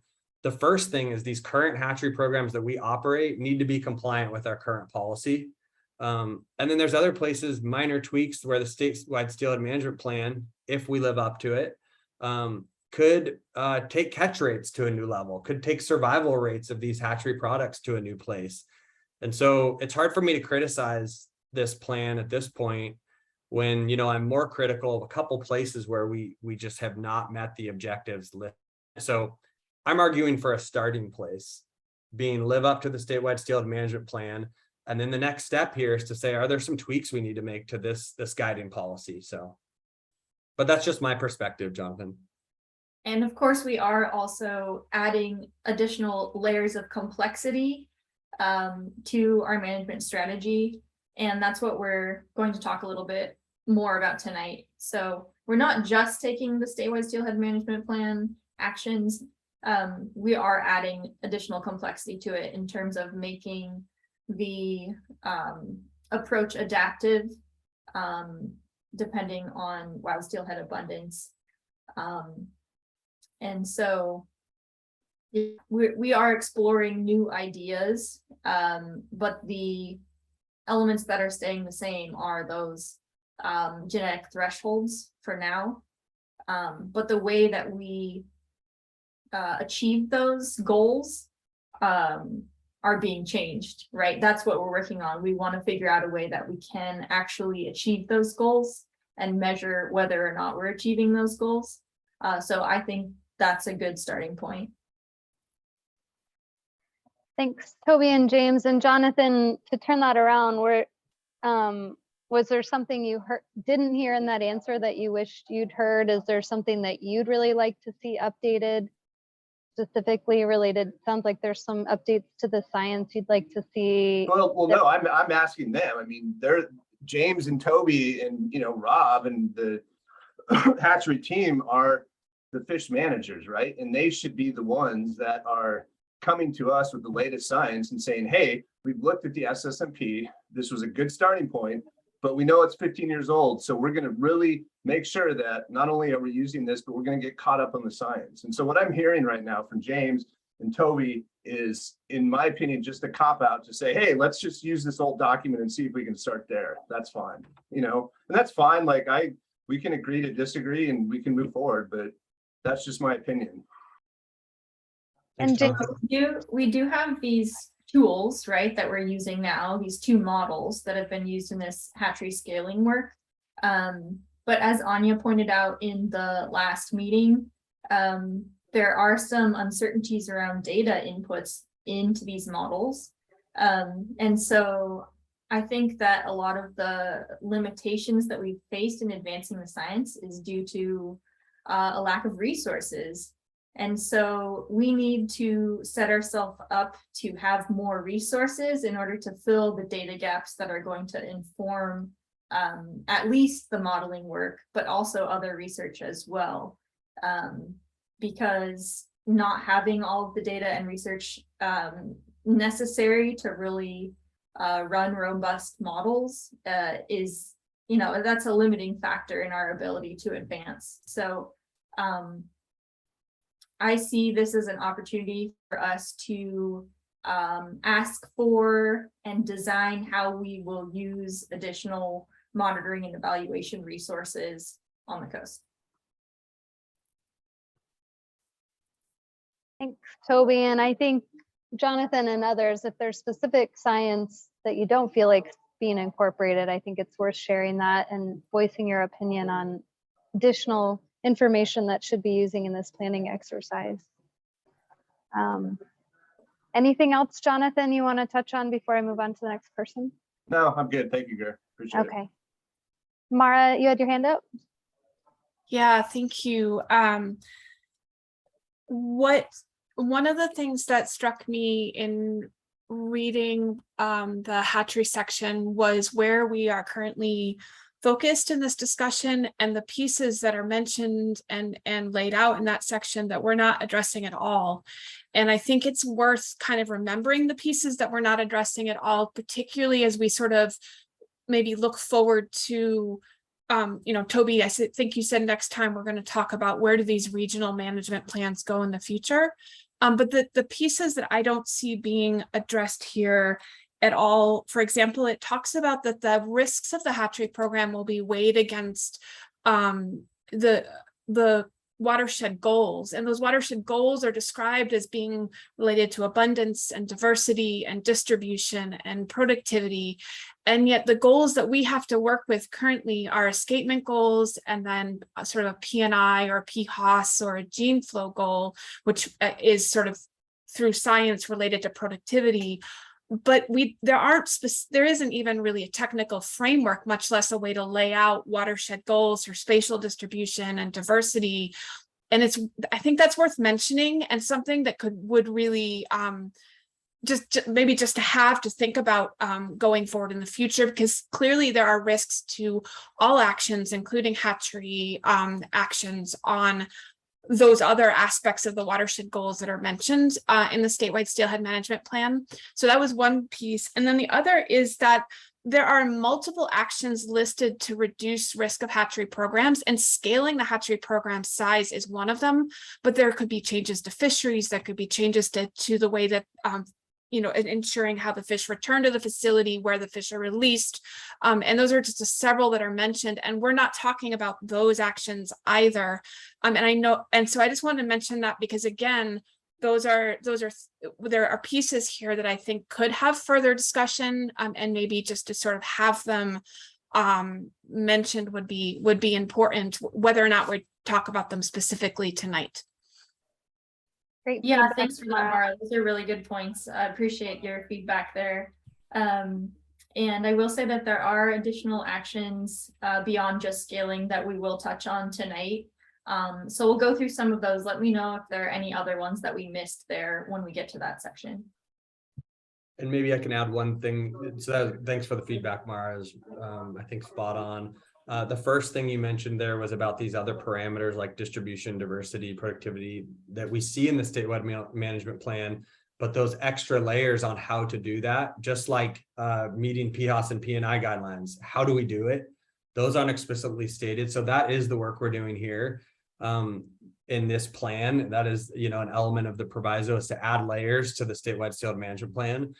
I will say, though, I think the scientific community may be underwhelmed with the way that Proviso addresses distribution, diversity, and productivity. And it's because, you know, the scientific community is struggling with we know what steelhead need, spawn across a diverse time and space, support lots of life histories, you know, old, young, small, big. But how to put those into a fisheries regulation package to support that is extremely difficult. It's the thing that I know most fish managers, you and others, were scientists are trying to figure out how to wrap our head around that. So there's I asked the whole group here to think about things like steelhead heteroparity, the work Rich Sims just talked about, looking at these full tributaries and developing actual metrics. When the sole duck is lofting up the Quileute wide escapement goal, how do we flag that in our management plan? And we don't have the answers for that, but gosh, we're thinking really hard about it. So if Mara and others can keep kind of banging that drum, I think the motivation is important. So. Thanks, James. And Mara, just to clarify, were you saying it was the lack that there aren't watershed goals, or to James's point, the question of how we get to those watershed goals? There are no watershed goals for distribution, diversity, or productivity, unless we want to argue that the PNI and gene flow is sort of related to affecting productivity. The only watershed goals we're working with is abundance, escapement, right? Okay. And James, is that something DFW's considered, or are you considering in this planning exercises the development of these watershed goals? Yeah, I'm going to say the short answer is yes. We're moving, at sprinting speed to try to figure out how to fill those, specifically the 3 gaps that Mara just described. And we invite everyone, from the community here to think about that as well. Great. Thanks for Mara. that clarity. Thank you, Mara. Go ahead, Jeff. Yeah, I agree with Mara and Jonathan on these. I disagree maybe a little bit with Jonathan. I think what's in here is pretty good. I've read it a few times. I think what's in here is pretty good. If I were in the state's shoes and I had to choose between updating it to the latest science or implementing it, every time I would move towards implementing what's in here over spending more time trying to, bring it up to the current, scientific standards. It is, I agree with Mara, it's pretty darn limited. I mean, for an artificial production section to really only focus on the genetic interactions components is pretty limited. There's a lot more, even if you went back to the 2008 standards for, the ecological interactions and all the tools that are available to tailor artificial production programs to, achieve the desired objective while reducing the chance of, unintended consequences. I mean, there's a lot more available that I don't see in here.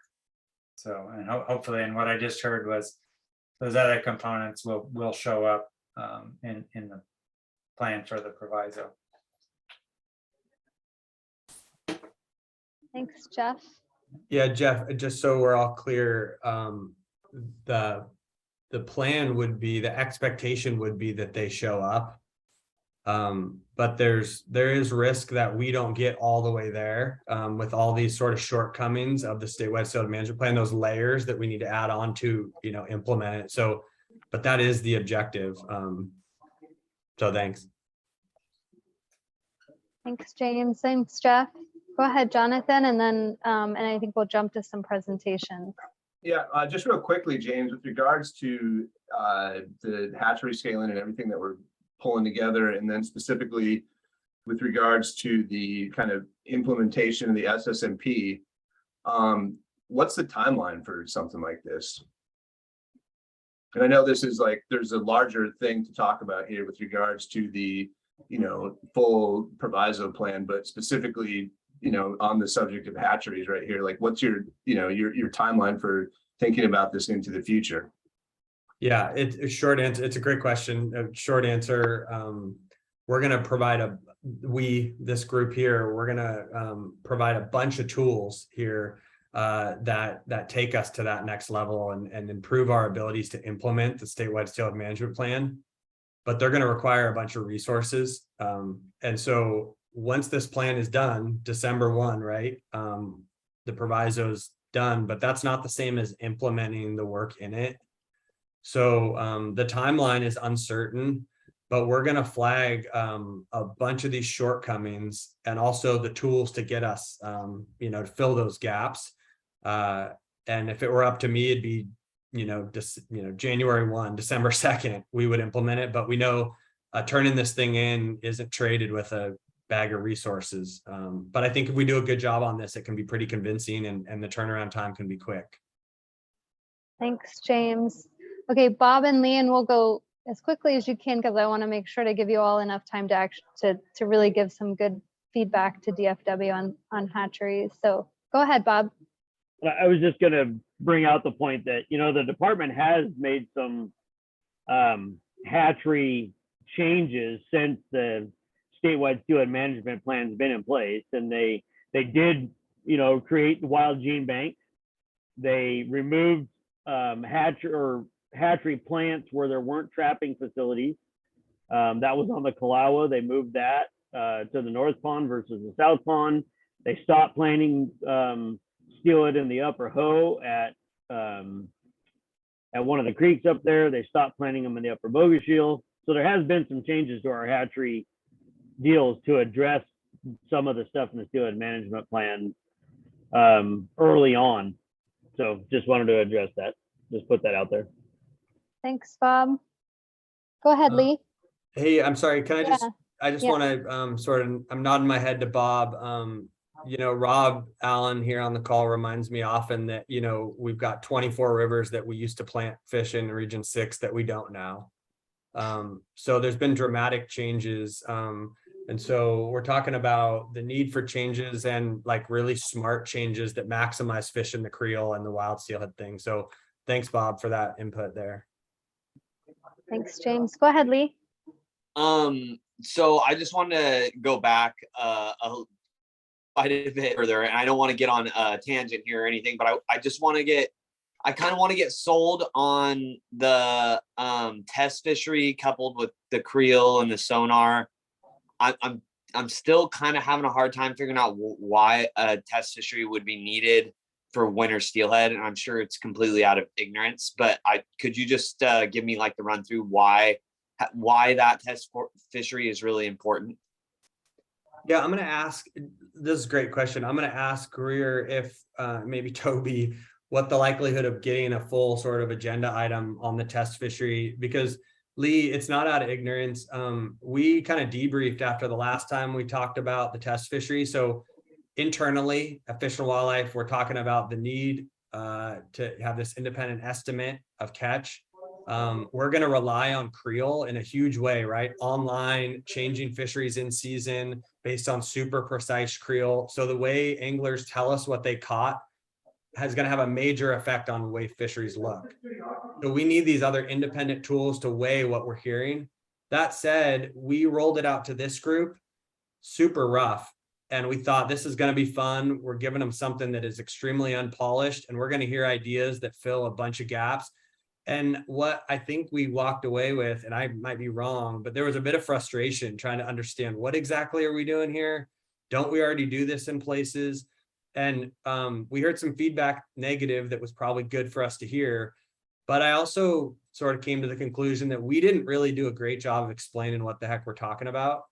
And you're reiterating that for me right now, because I know you're a smart dude. And if we explained it right, that, you know, you'd be able to engage on that. So maybe we get that on the schedule because it's not happening tomorrow, right? The resources are tight.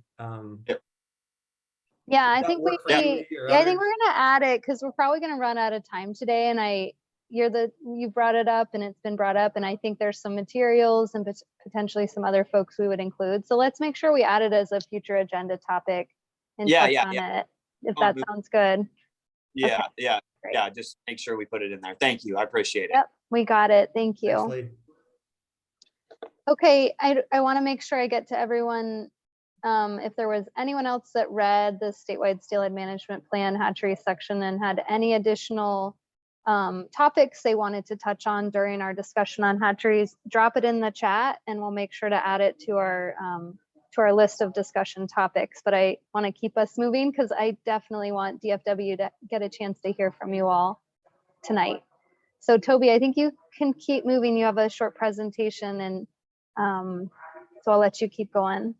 Yeah, sounds good. Thanks, Greer. I got a little ahead of myself in advancing the slide there. That's okay. You're good. You'll keep us moving. That's great. Getting impatient. But yeah, so James and I and Rob and Anya are going to all tag team on this presentation. So it won't be two separate presentations. We'll just run through this information.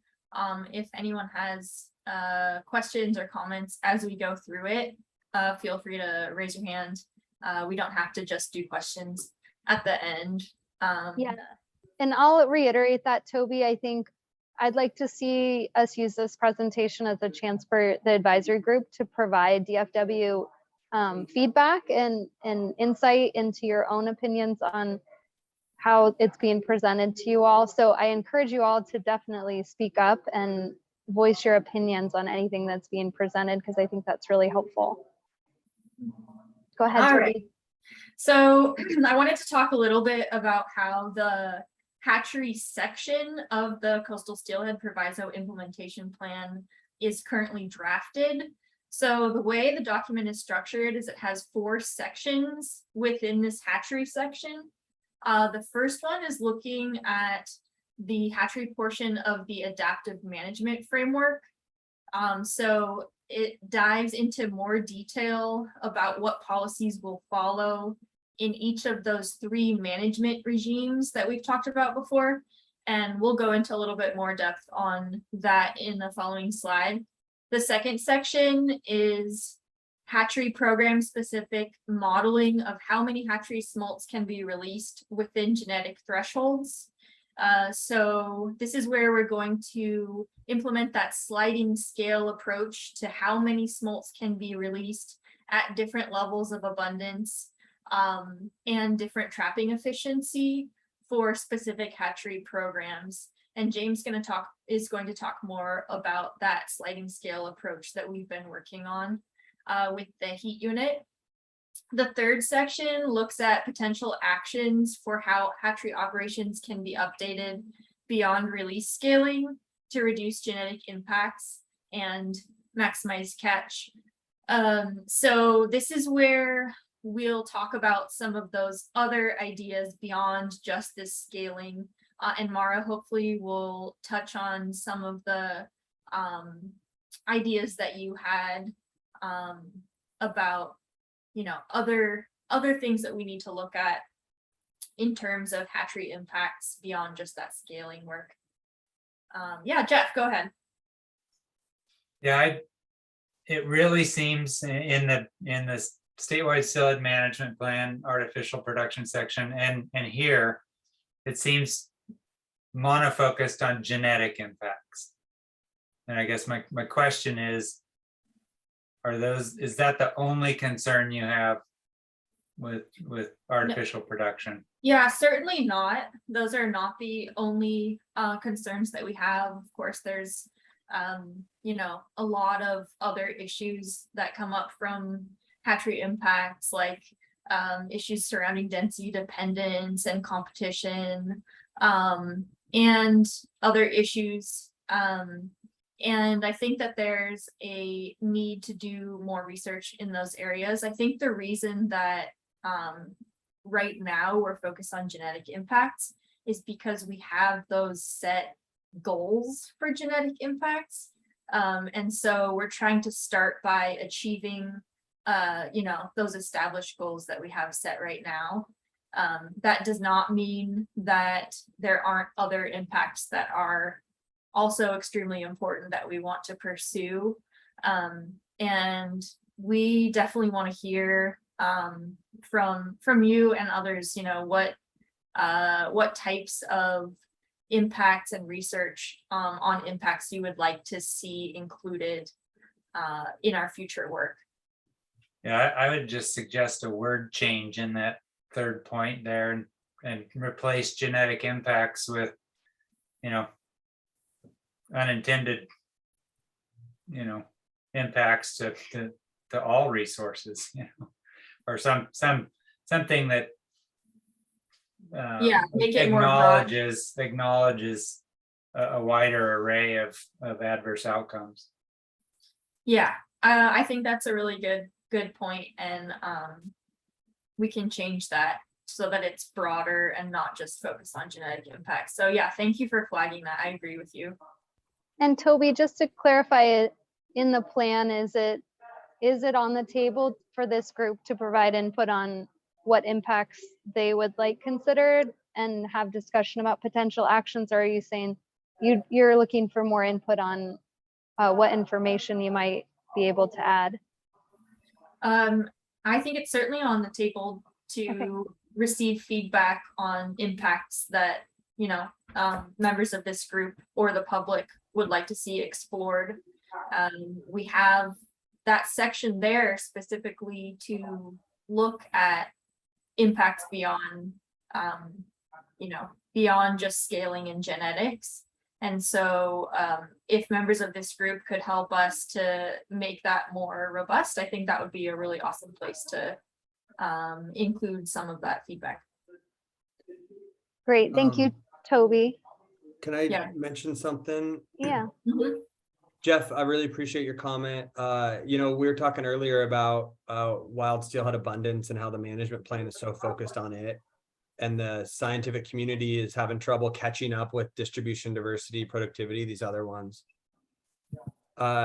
This is in a similar category in that the steelhead management plan talks about density, genetic risks, you know, distribution of fish after release and recycling, all this, but it doesn't provide these clear tools, you know, to apply those principles. But one thing that's different from the issue we talked about earlier is that the science has caught up with how to manage these hatcheries appropriately. And so this is one place where some of those layers could be added. It's just, yeah, you're getting the gears turning. I really appreciate it. So we should build, that should maybe say reduce negative impacts. And then we should build in the Proviso, these other tools that we know exist and the literature supports. And yeah, so thanks for that. Thanks, James. Jeff, did you want to respond to that? And then I'll get to you, Rich. No, I appreciate it. Thank you. Thanks. Go ahead, Rich. Thanks. In this fourth bullet, you talk about wild steelhead management zones, and one of the, you know, the Salduck is one of our wild steelhead management zones on the peninsula. I guess my question, and you know, maybe you can help me out a little bit, but you know, do you consider other plants as far as scaling when it comes to steelhead as well? I mean, we've really upped the spring Chinook plants on the Salduck River, and how does that impact the you know, the production of wild steelhead? And I'm not sure if I have the answer to it. It just seems like when you flood the system, you know, and the available habitat is only so much or finite, you know, how does that work? And I guess the question is like, are there considerations in regards of situations like that?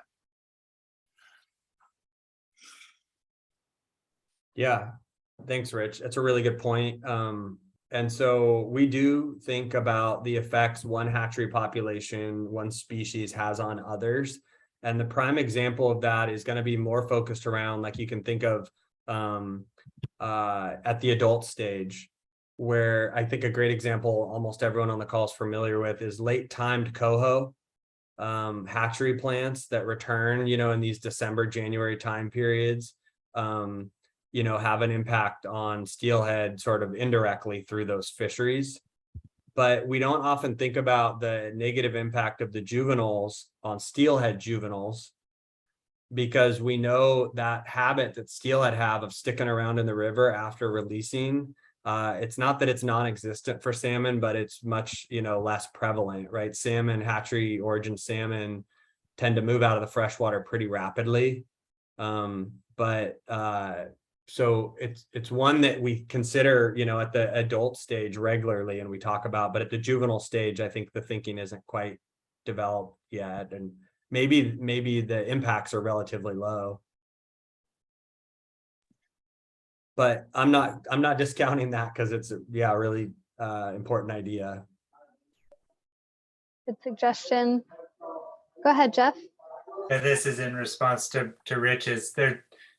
There is some published work that looks at specifically interactions between spring Chinook and juvenile Omicus, and then interactions between, you know, the same species and different species. And I guess in general, my understanding, and I did some of the research, is that the risk of a spring Chinook on a steelhead is lower than the risk of a steelhead on a steelhead, just because of, you know, behavioral differences at the juvenile stage.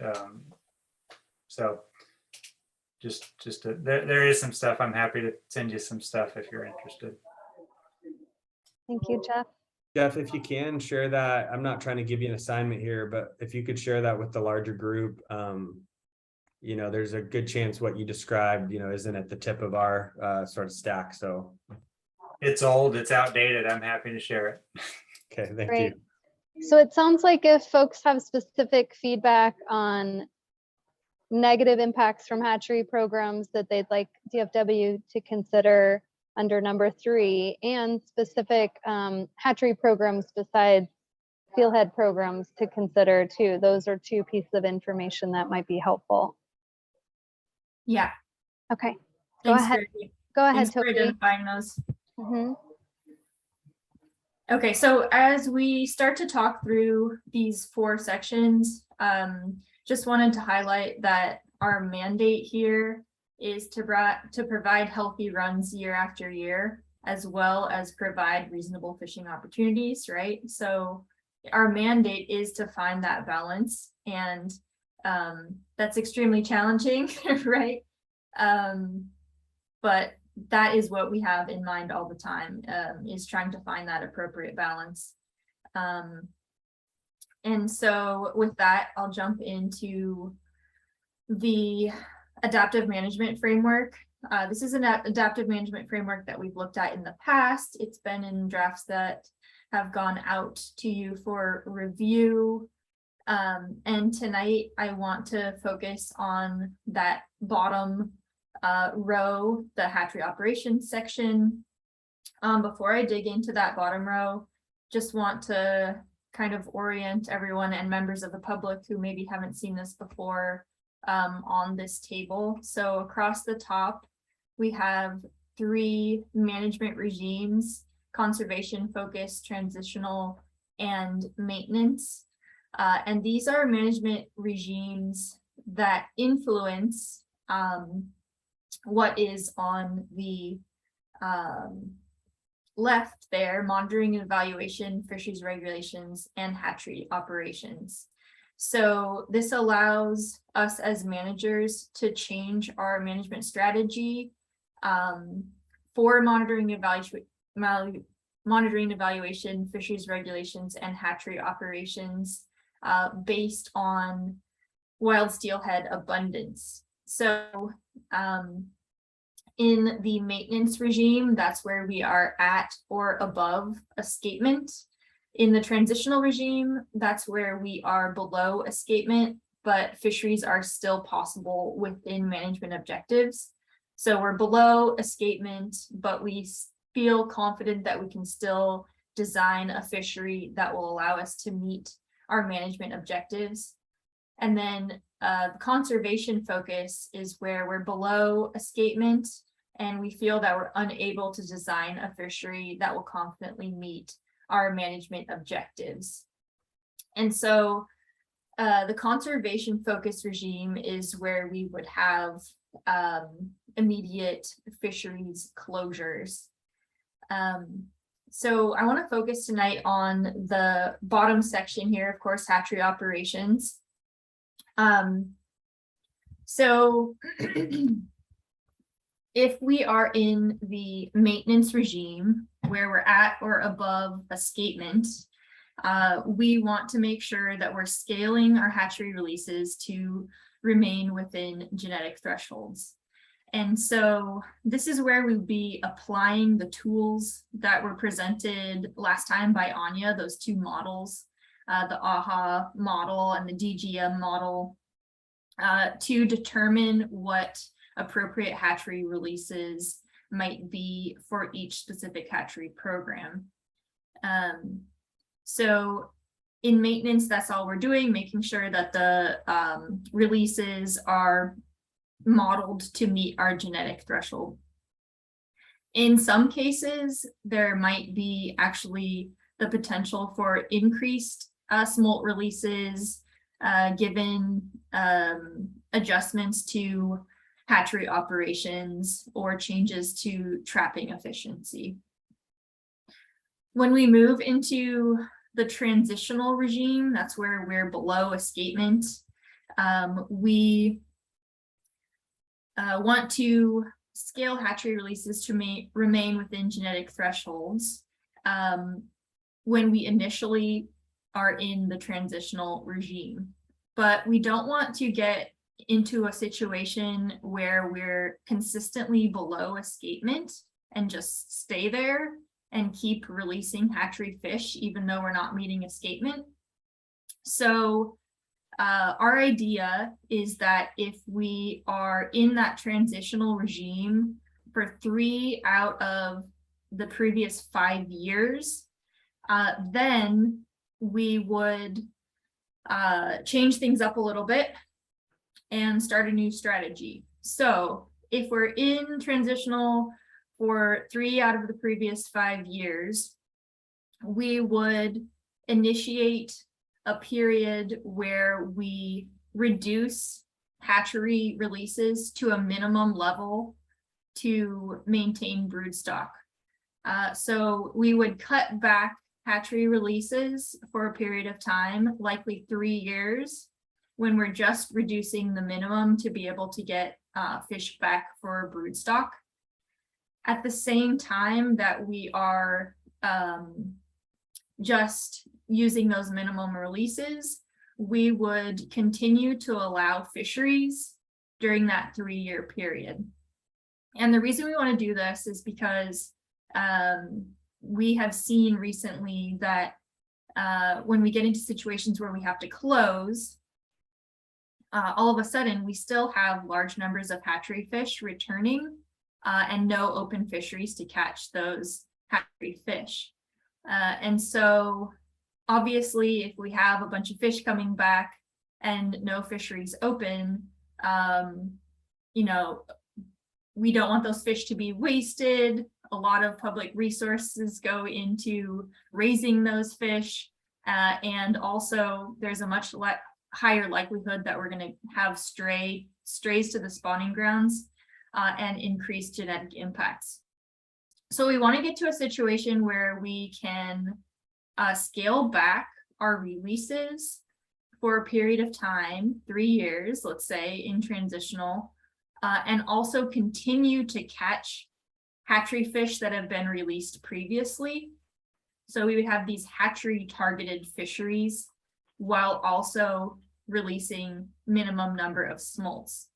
So that would allow us to continue to provide opportunity for a period of time while also scaling back our hatchery releases so that we don't have hatchery fish coming back to closed fisheries.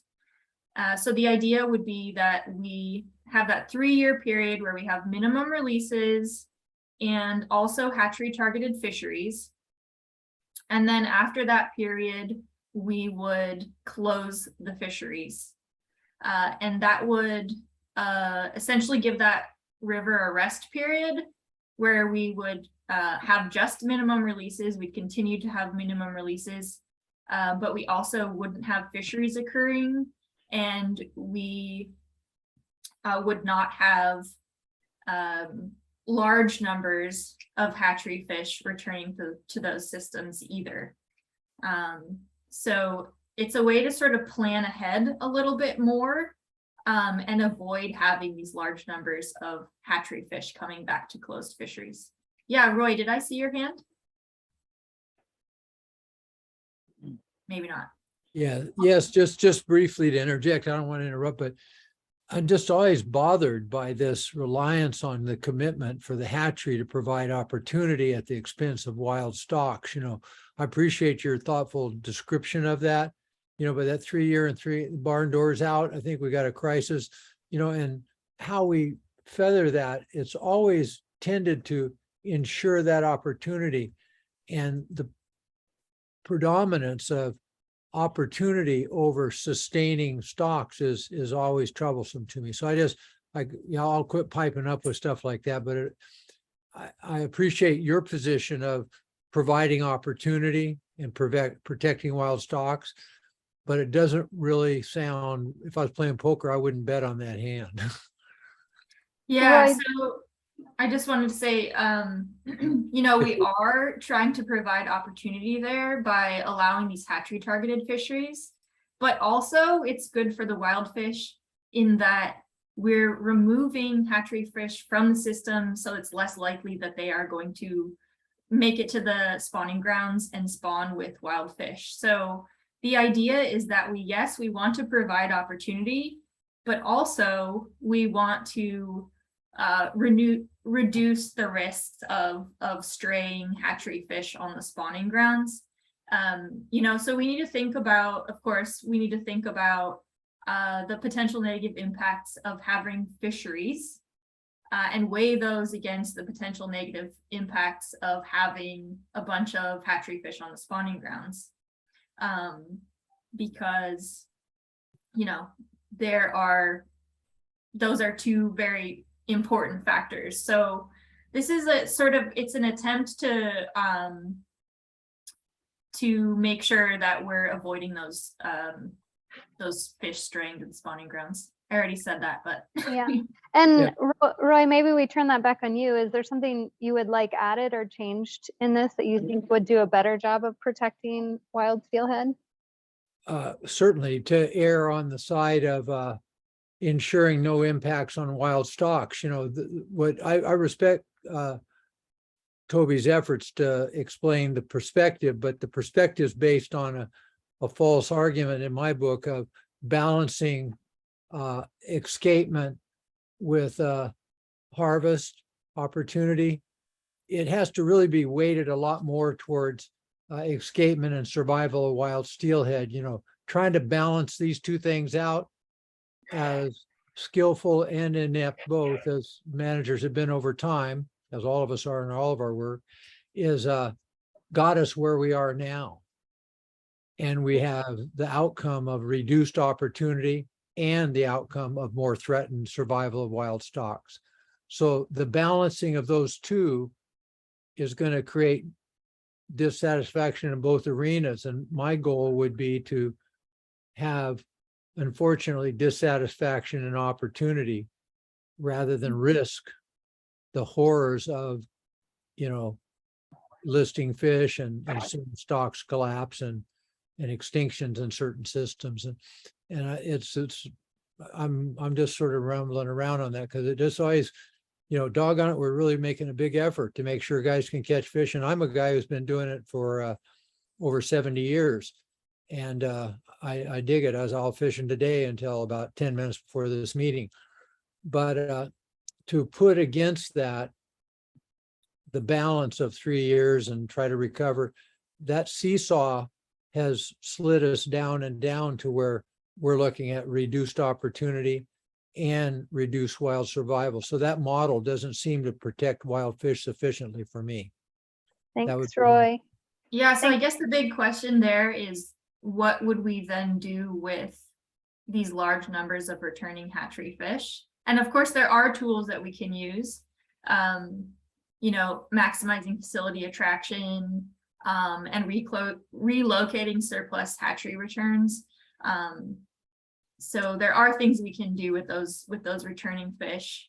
And I see that there's a couple of hands up. I just wanted to talk just briefly about this conservation focus regime. If we go into the conservation focus regime where we're unable to design a fishery, then we immediately close the fishery for 3 years. That's what I've suggested as a mandatory minimum. And we will have the issue of hatchery fish returning and potentially making their way to the spawning grounds, which I see as a major risk. And so that's what I'm thinking about here. And let's let the advisory Yeah. group members give you, let's run through them, Toby, and then Yeah, maybe yeah, you can absolutely. respond to them all. I just want to make sure we're kind of running out of time. I want to make sure they all get a chance to respond to what you have here. Go ahead, Jason. Yeah, thanks, Toby. I had a comment on the conservation focus section, and you know, I don't know, perhaps it's a little naive, but I mean, I guess one thing I'm wondering is, you know, if we end up in the conservation focus, and I understand like the difficulty with you close for 3 years, then you're going to have, you know, 2 to 3 years of fish coming back not getting taken out of the system. But as far as the hatchery operations, is what I don't know exactly how to put it. I mean, I guess I'm wondering, like, why not just stop releasing hatchery fish at all? Is there a reason that what are the reasons for continuing to release hatchery fish when we're in that you know, that regime? Is it just to, you know, kind of we're crossing fingers that the wild fish will come back and then there will be hatchery fish for people to catch on year 4 and 5 and 6? Or, Yeah, you know, that's a really what is good. That's a really good question, Jason. And the way that I thought about it was that we have these, you know, 3-year periods, and we reevaluate after 3 years. So I guess in the initial 3-year period, it would be, you know, sort of a waiting period to see if we could possibly re-implement scaling up hatchery releases. But that's something that we would need to reevaluate over time. And I think also those are, you know, larger stakeholder co-manager questions. Yeah. Well, Toby, if I can jump in here. Yeah, go ahead, James. Real quick. Yeah, Jason, it's a great question. This isn't not necessarily the perfect plan, but I think it's trying to find that sweet spot. We really want flexibility when it's time to turn on these hatcheries. We're not going to cross our fingers. When this plan works and wild steelhead abundance increases, we want to flip those hatcheries back on where they're appropriate. So by releasing the minimum, so you release 10,000 fish and you know you're going to get your 100 adults back. If that's, you know, that's bad math probably, but you know, the bare minimum release to get those fish back is one idea. But if you're a hatchery operator, you know that's not great for the genetics of these hatchery fish to be spawning 100 individuals to maintain a hatchery product. So is there better plans, like when it's time to flip these facilities back on, you know, do we go get out of basin chamber stock from the you know, production units that are successful? So it's trying to find that flexibility balance. You know, when those things pop back on, how do we turn them on? So. Yeah, and we certainly do not have all the answers here, which is why it's important for us to get feedback from, you know, internal within the agency, but also from all of you as well. Is that something that it's even, I'm still on, right? Yeah. Is that something that it's even like possible to consider? Just like, things are looking bad right now. Let's you know, put the hatchery on the back burner and like focus on the wild fish. You know? Because like if we're in the conservation focus, then like the focus is really like saving those wild fish, right? And so is it possible to like shift resources around, or, you know, whatever? I mean, I'm just kind of spitballing here, but you know, it's just I guess that's the question, is like, is it even something that can be like considered or looked at? So Yeah, that goes into the category of other options. So let's put all those in like a box and decide which are the ones that are most, I mean, because the conservation focus, this is extremely focused on wild fish conservation. And the only reason, so folks know, in places like the Chehalis, where we've got 200 or 300, you know, wild impacts that we can afford to meet our management objectives, we've closed over the last few years in Grace Harbor when we're there, because we don't have the tools to manage a fishery appropriately, right? With some certainty that we're going to meet our objectives. So we close. if we get ourselves into a situation where we have the monitoring we need, we have the modeling tools we need to produce a fishery with high degree certainty, places like the Chehalis might be open, and we remain in this transitional phase. But the red is like, if you can't design a fishery, you don't have the funding to monitor it, or there's so few fish, you're talking about protecting wild fish. And this is the strategy that the agency's come up with right now, is sort of a template, but we want to work off of it, shape it into something real. So Great. So it sounds like there's the suggestion to add another option to just stop or pause hatchery releases in that conservation focus regime. So we'll add that to our summary as well. Go ahead, Lee.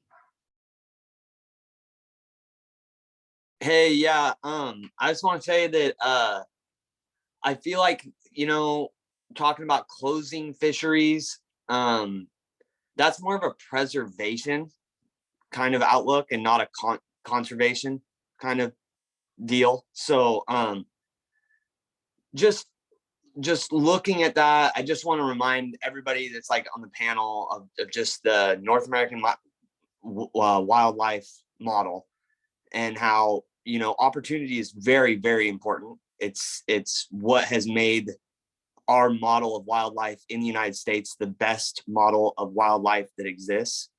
And it's all based in conservation, not preservation. And so I just hope everybody on the panel, everybody who's here in the meeting, just understands that it is very important for us to put opportunity at the top of the list, especially when we look at like the Dingell-Johnson tax, all that kind of stuff. It's just very important that opportunity resides where it can. And if you guys want to talk about closing fisheries, I think that the title should be preservation, if that's your plan, and not conservation, because it just doesn't apply. Great feedback, Lee. Thank you. hey, Greer, I just want to make sure Lee knows that we're listening. If though I hear what you're saying, I'm interested in other people's thoughts on that. If words conservation stay on there, it's not because we didn't hear this.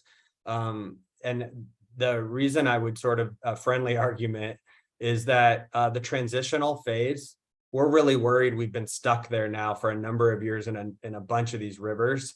And so we really are talking about conservation, recovering these populations to historic abundance. And so what we've described here when we're in transitional is you can't sit here very long, or we're going to, have to do some action as managers. And so the conservation mode there, when we're in the far left, the goal here is additional actions to get us out of there and back into maintenance zone. So we should keep talking about this, the wording of that label, to make sure we get it right, but I'm listening.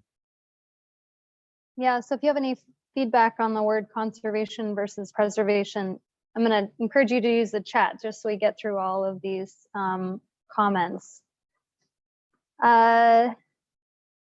That was Lee. I think you just asked that question, but your hand's still up. I just want to check in with you, and then, okay, go ahead. So go ahead, Jonathan. Yeah, so looking at the chart here in the hatchery operations and kind of building on some points that I brought up and Jeff brought up as we're kind of looking at these hatchery operations, are there models that we're going to be bringing into this mix that are going to look at the ecological risks? Or, I mean, because those aren't covered in the two other models, are they?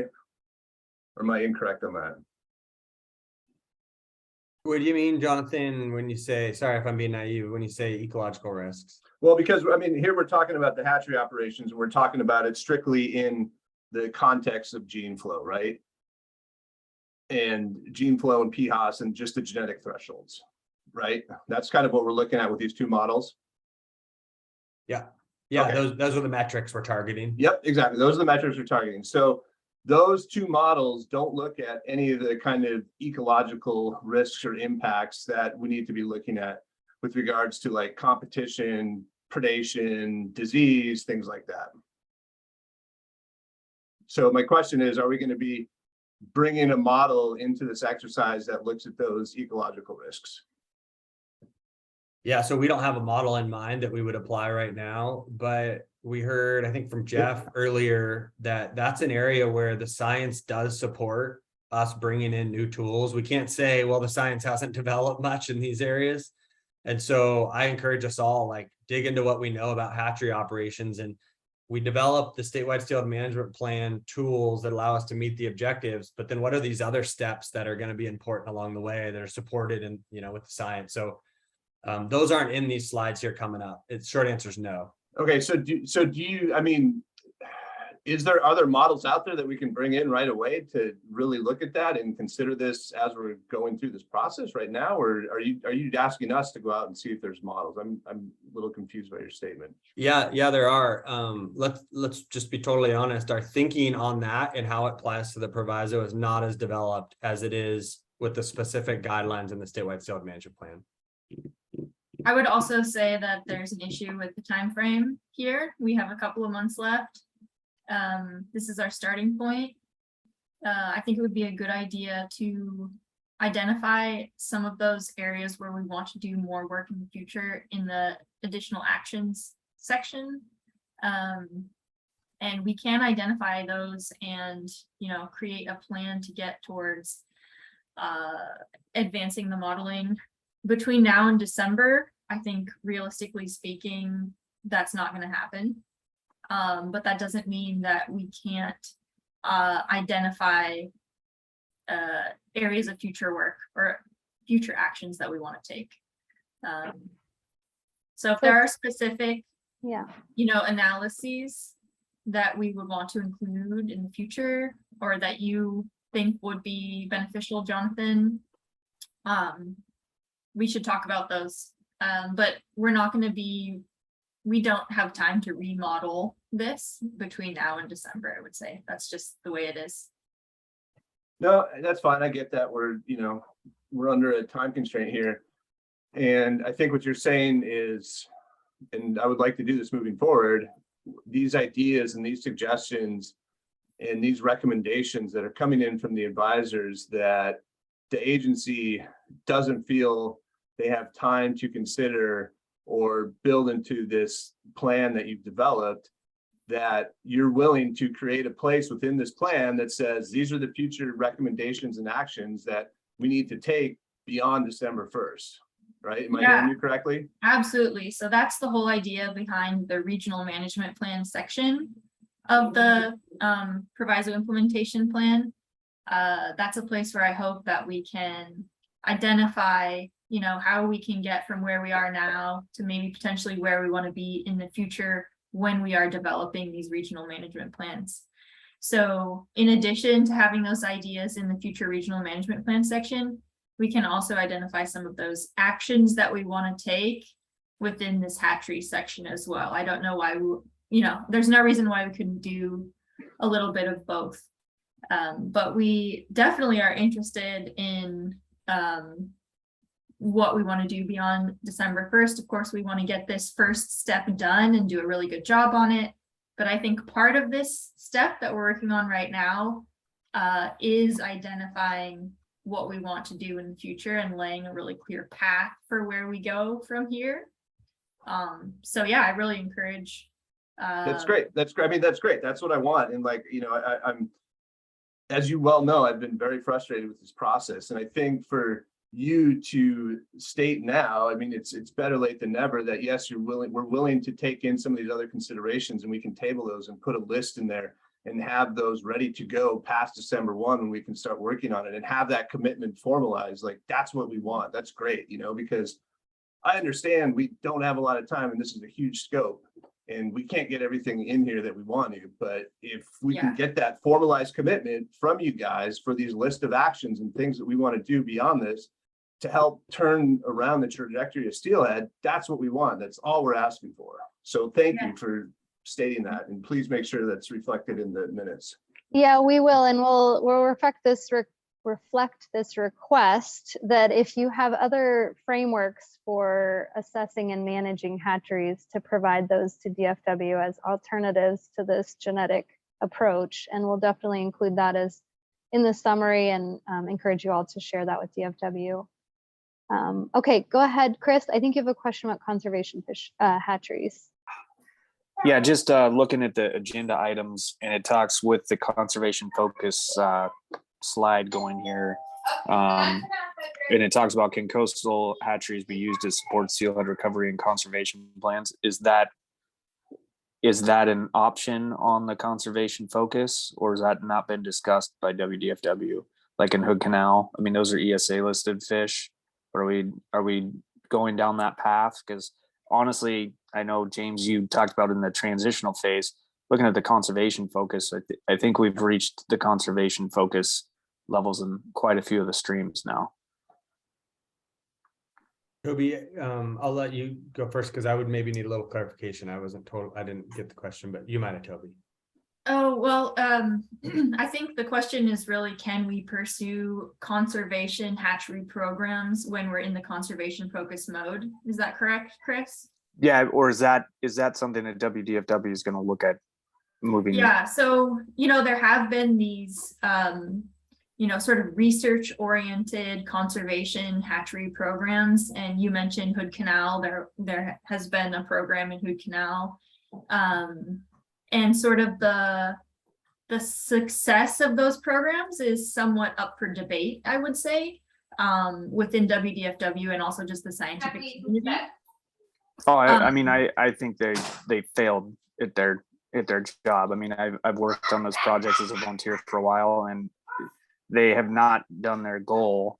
And I know that there's this big drum and comments about broodstock programs. I think people need to realize that there are differences in the SSMP with a, harvest versus a conservation. And if we're going to move in the conservation focus, that's just my comment. Yeah. So. Well, let's just pause there.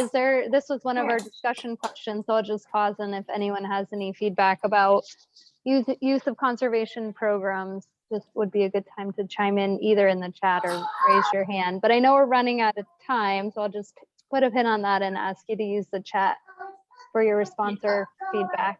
Yeah, so I do want to respond to Chris and just say that because we haven't seen, really well demonstrated success in these conservation programs, that is not our first thought of where to go. Of course, there's interest in exploring conservation programs as sort of a research avenue, but that's certainly not going to be something that we're relying on.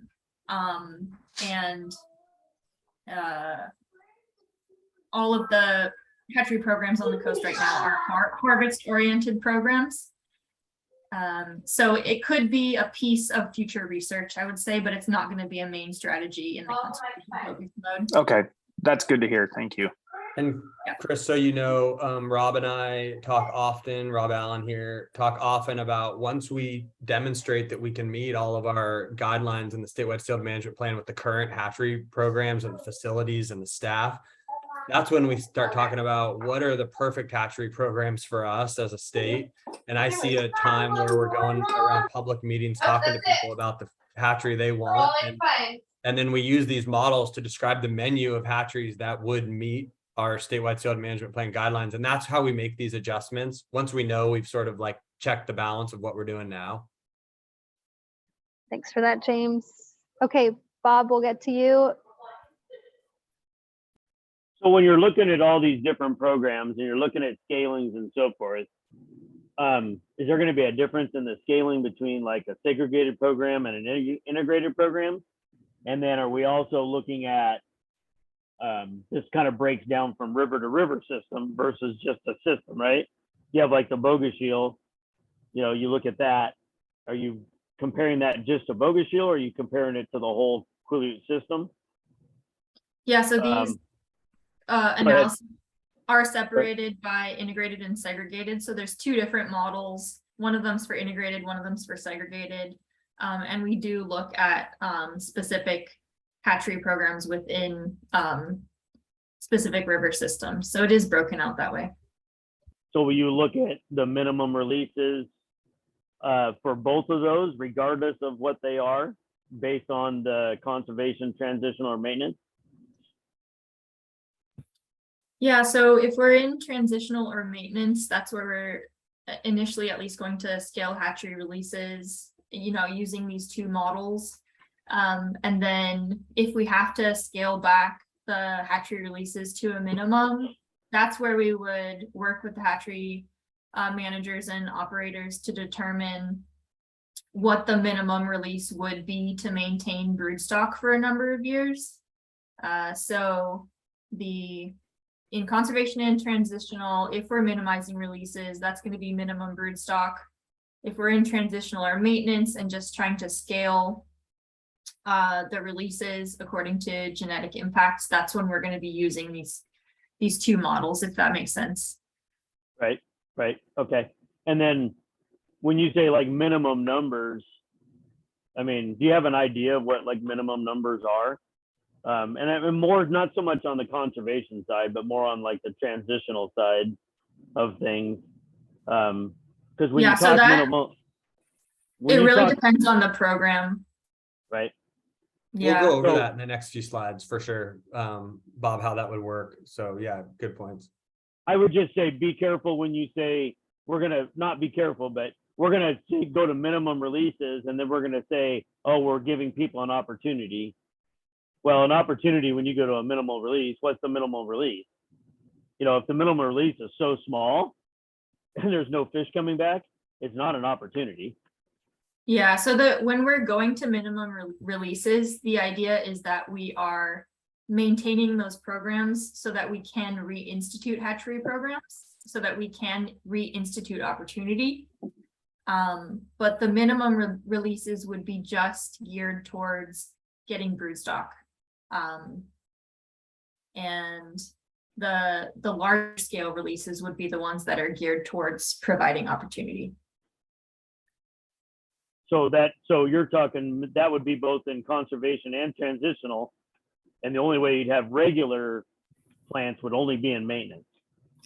So the regular plants would be in maintenance, and then also in transitional if you have not been in transitional for more than 3 out of the past 5 years. So initially when you go into transitional, it's still normal releases until you hit that 3 out of the past 5 year mark, because we don't want to get stuck in that transitional regime. Right.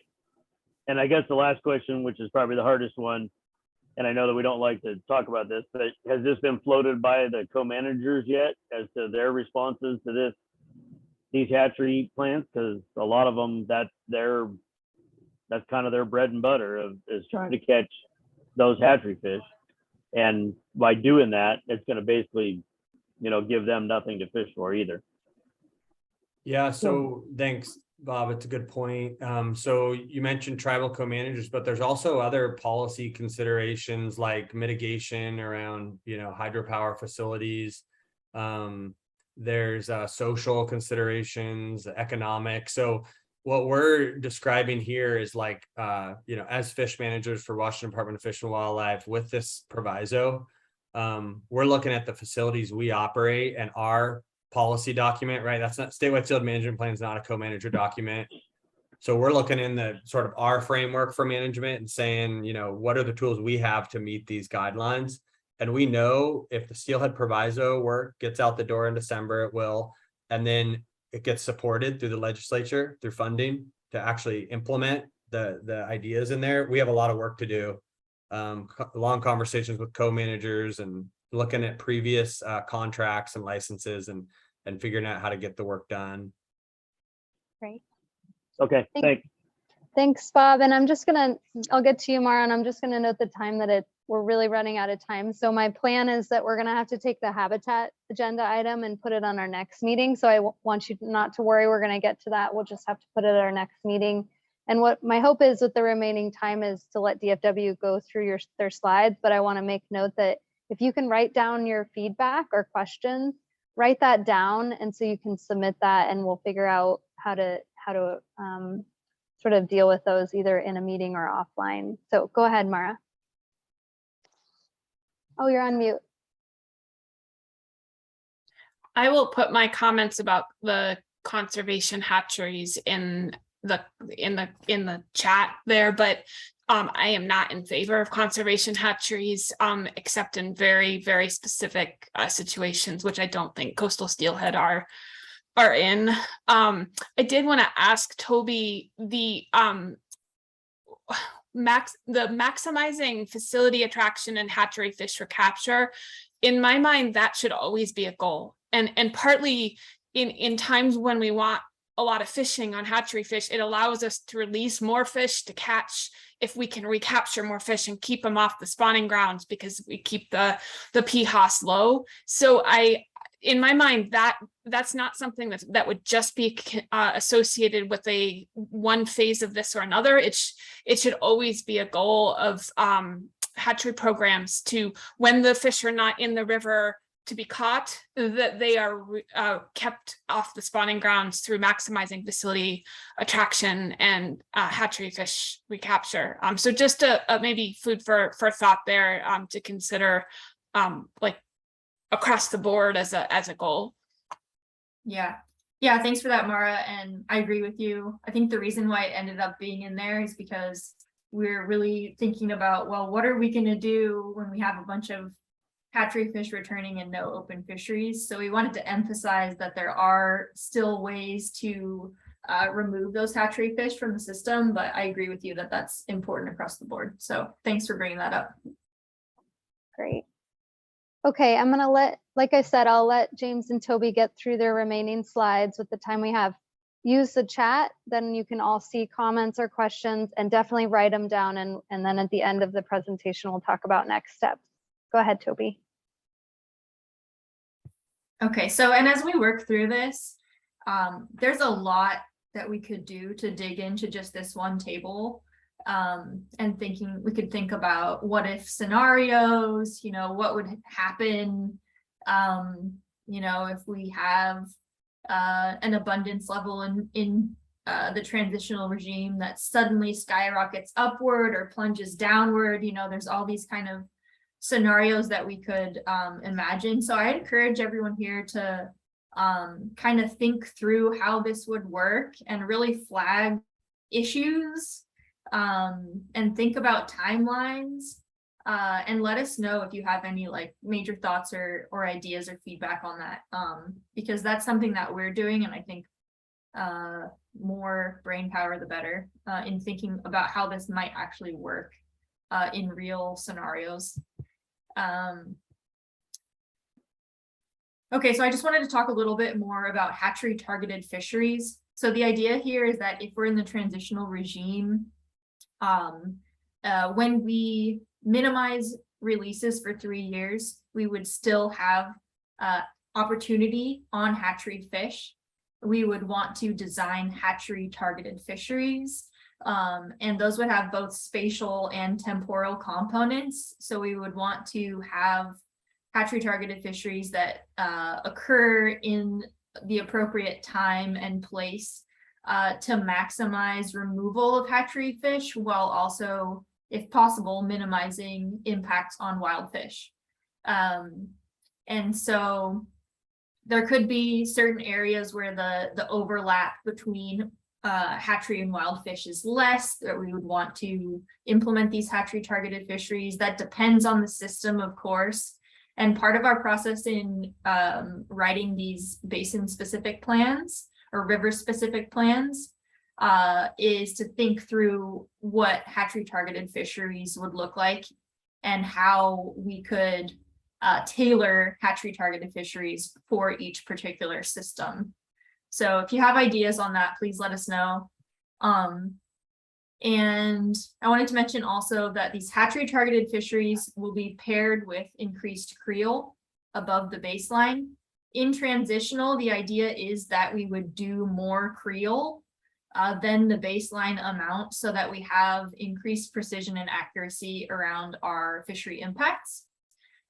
So we want to make sure that when we implement these hatchery targeted fisheries that we're not having too much of an impact on the wild fish. We still want to maintain or remain within our management objectives. So, there is the danger if we had a lot of targeted effort on hatchery fish, let's say maybe we allowed bait We really wanted to try to remove as many hatchery fish as possible.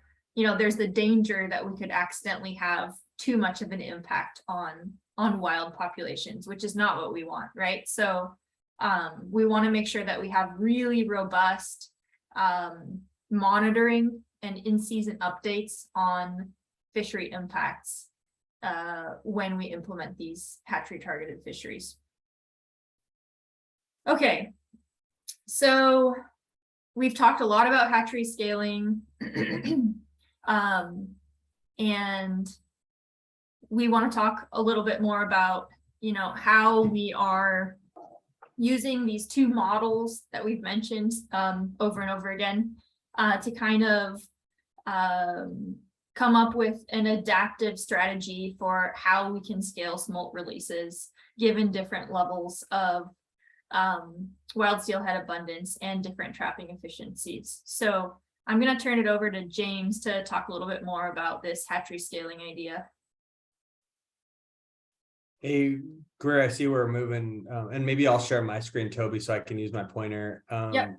And Greer, I see, you know, this is pretty complex couple slides I'm going to show. I wonder if folks should get up, take a 4-minute break, breathe a little bit, or if we should just motor through. I know, I was debating that. I usually give us a break, and there just wasn't a good moment. We only have about 15 minutes till we do public comment, James. So All right, let's charge Yeah. on this. Let's move forward. apologies to everybody, and get up and stretch if you need to. It's a recorded presentation, so you can always revisit if you miss a minute. My screen just went kind of funky. Can you tell me what you're looking at? It's a SSMP, artificial production. Perfect. Yeah. And then, Toby, it's not that I wasn't paying attention, but can you make sure I'm on the right slide here? Yeah. Okay, I see where we're at now. There you go. So this, I would just want to quickly, we spent plenty of time on this, but I just wanted to focus, folks, these graphs I'm about to show are focused around how we would scale hatcheries when we're in these two boxes, the yellow or the red. Toby mentioned both of these boxes are places where we have fisheries in place. That's really important. So when we have fisheries in place, how do we actually do this like hatchery scaling work? And so the kind of brains behind this operation is the heat unit, right? There's this modeling work we've talked a lot about. But I wanted to talk about So it's yellow or green. Just wanted to clarify there. What's that? This would apply to the maintenance and transitional, the yellow and the green. Did I say something different? Yeah, just wanted to clarify. It's okay. Keep going. All right. Well, so there's these modeling tools. You guys, the folks on the line can focus on these percentages, right? For segregated program, we've got 2% gene flow. That's the target you should have seen in the statewide field management plan. And then we've got for integrated this 30% PHOS, but also this P&I, this proportion of natural influence of 70%. All you need to know here is there's these pretty specific targets that are based on that gene flow metric that we talked about. And then in the bottom are these two models that we use for that. This was Anya's work that she talked about in the heat unit. So what we were trying to do here is come up with some kind of conceptual diagram that in like 10 years, somebody could open up this Proviso document and say, if my wild steelhead run in my river is this big, and my trapping efficiency at my hatchery is this much, how many hatchery fish could I release at my hatchery? So it's a dial, kind of the scaling unit that anyone could look at and grab, try to understand how many fish should we be releasing at these hatcheries, rather than a table that says today this is where we should be. So to try this out and see how we would do it, it requires a lot of work from our modelers. Instead of one point in time and one steelhead abundance, we're trying to now have modelers model hatchery releases across a range of wild steelhead abundance. So we have this way we're showing it now, and I want folks to focus not so much on specifically what this model output is, but rather the concept. because our idea is we would model every single hatchery on the coast in the Proviso and show one of these graphs for every single facility. Right now, I'm going to just show 2 facilities. We chose 2 integrated programs just for consistency, so folks could see how this would work. So there's a bit here, so I'm going to walk us slowly through it. What you're looking at, this is Bingham Creek. And so we're talking specifically about the Bingham Creek Hatchery. There's a tributary of the Satsup River. On the bottom here, this is a value of wild steelhead that have escaped in Bingham Creek. And it ranges from about 1,400 to 4,600. And that's not an accident. That's the high and the low for the last 26 years in Bingham and Satsop. On the sort of vertical, the y-axis here, this is the number of fish you could release at these different wild steelhead abundances. So it ranges, the lowest value here is 100,000 fish released from Bingham Creek, all the way up to 600,000. So what we asked the heat unit to do was model the lowest escapement we've ever seen. What would hatchery releases look like if we wanted to achieve that maximum threshold? And then the highest escapement we've ever seen since I think 1996 is when this time series where we get tributary specific begins, and it was about 4,600. And then this dotted here is modeling work for the average across that entire time series. So what this line is showing is the connection between these dots allows you, me, anybody to pick a wild steelhead abundance and come up to the line here and make a prediction about how many wild steelhead you could release. So in this case, the red line is showing at a 15% trapping efficiency at Bingham. So that's not a good trapping efficiency, just so folks know. So what we look at now, if we look at the recent 5-year escapement in this river, it's 1,704 wild fish. So you could follow this up to the line, and where you'd end up over here is at about 500,000 total releases. 50,000. But so you can look at this and do that sort of math, and you can draw this same line, or that was right. I said 500,000. But you can also look at, an improved trapping efficiency. If Bingham Creek facility had a 50% trapping efficiency, it pulls more of those fish off the spawning grounds. And as kind of a direct effect of that, it lowers the number of fish on the spawning grounds and lowers the PHOS in the river.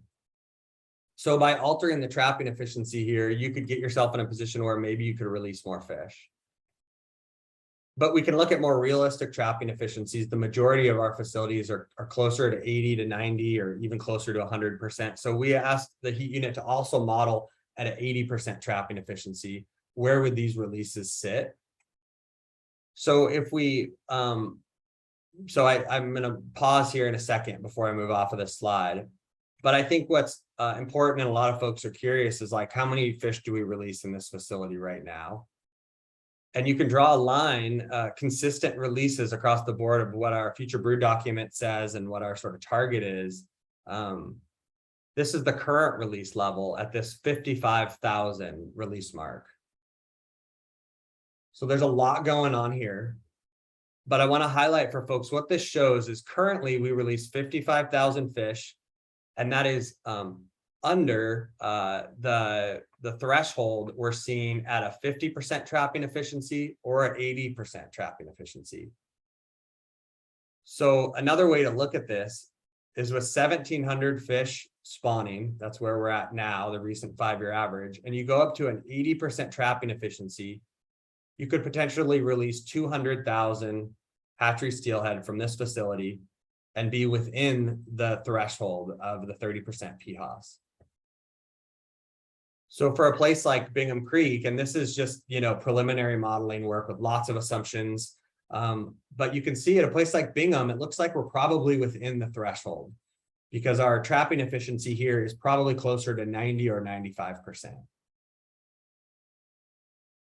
So I'm going to show one more graph, but of a different facility. But before I do, I just want to pause and make sure people understand how the graph works. And it's a lot to take in fast, so there's no dumb questions here. Any questions for James?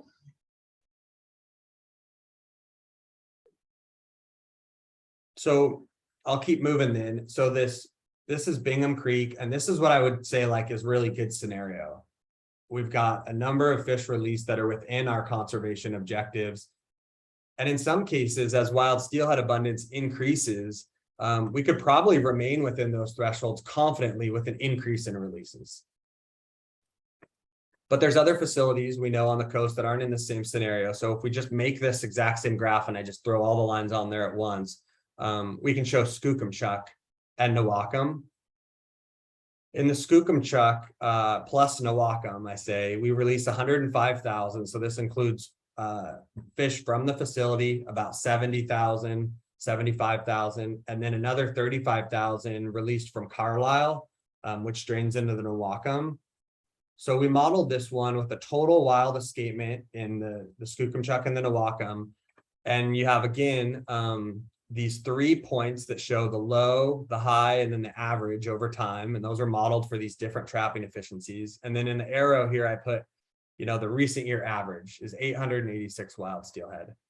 So you can follow this arrow up and just come up with an approximate level of releases that would likely fit in with our objectives at these different efficiencies. And if you go all the way up to 80% trapping efficiency, you can still see that the PHOS guidelines would be under our current release level.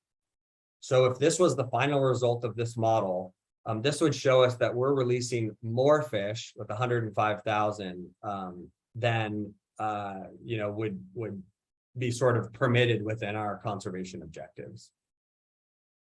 And it also shows that wild steelhead would need to increase significantly to get us to a place where this green line at 80% was above the release level. So James, just to confirm for the group, is this what DFW is proposing to use for hatchery scaling? Okay. Yeah, Just so the everyone's concept clear right on now that. would look like a whole bunch of work for our heat unit and kind of breakneck speed. Would be a whole bunch of modeling for every single facility. And what Toby and I have talked about and others in the agency is a page in the Proviso that shows tiles of every single hatchery facility and one of these graphs for each one. And it would allow the public and anyone that's interested to sort of see where these thresholds exist and what kind of dials we could turn around trapping efficiency, releases, to get all of these facilities kind of in compliance. So I just want to highlight last point here. This was done, really rapid speed. So the reason I'm showing these two isn't so much about these focus numbers, but rather just this concept of using this as our tool that the folks could look at and determine for themselves how we're doing. Thanks, James. And as a reminder, this was just, I think, for the transitional and the green and yellow, not for the red, just to confirm. Is that right? That's right. And that's Okay. important, Greer. Thanks. It's like we gave you a cue card. It's really important to note that because fisheries, if you allow bait, we know people are more effective at catching fish and removing hatchery fish from the spawning grounds. So if you allow folks to fish from their boat, that makes a difference. Or if you totally close a fishery.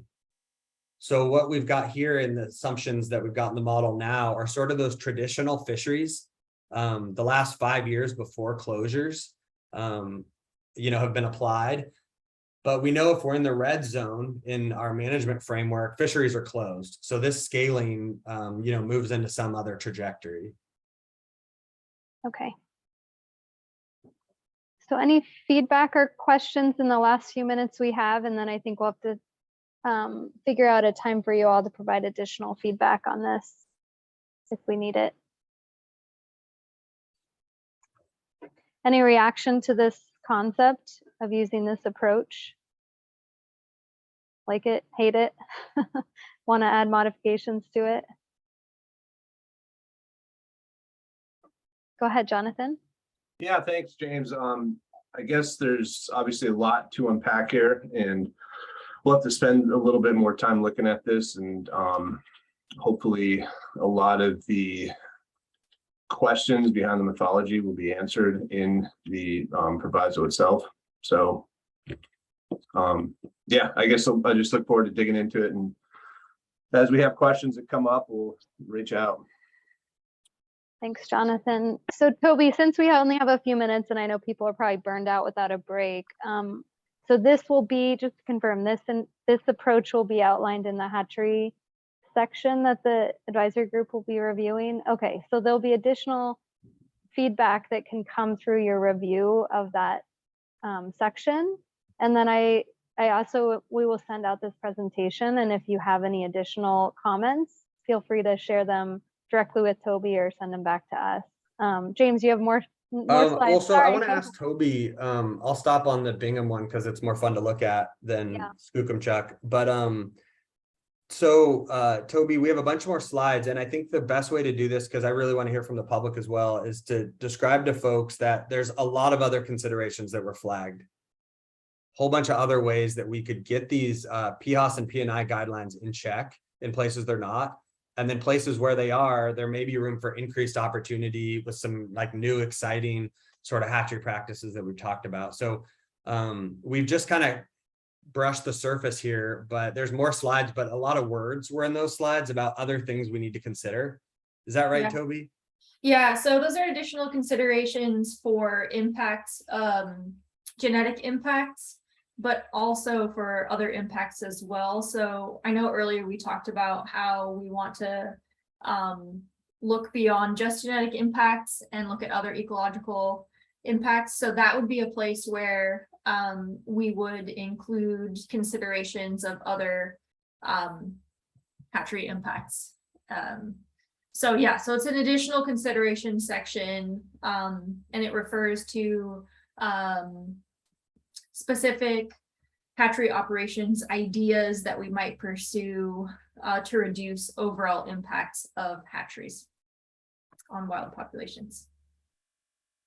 So maybe what we'll do, I'll just put a suggestion out that we send out this presentation. Feel free to read through it if you have feedback on the parts that were presented or those that weren't. We also may need to add a little time to go through those additional slides and any input folks have. And then again, we have the hatchery section to review, but I'm going to pause there and just ask if I know there's a lot of discussion questions we also didn't get to. So I want to ask you all, how much additional time would you like to spend on hatcheries at a future meeting? Do you feel like reviewing the section would be enough, or would you like to meet again on this agenda topic at a future meeting?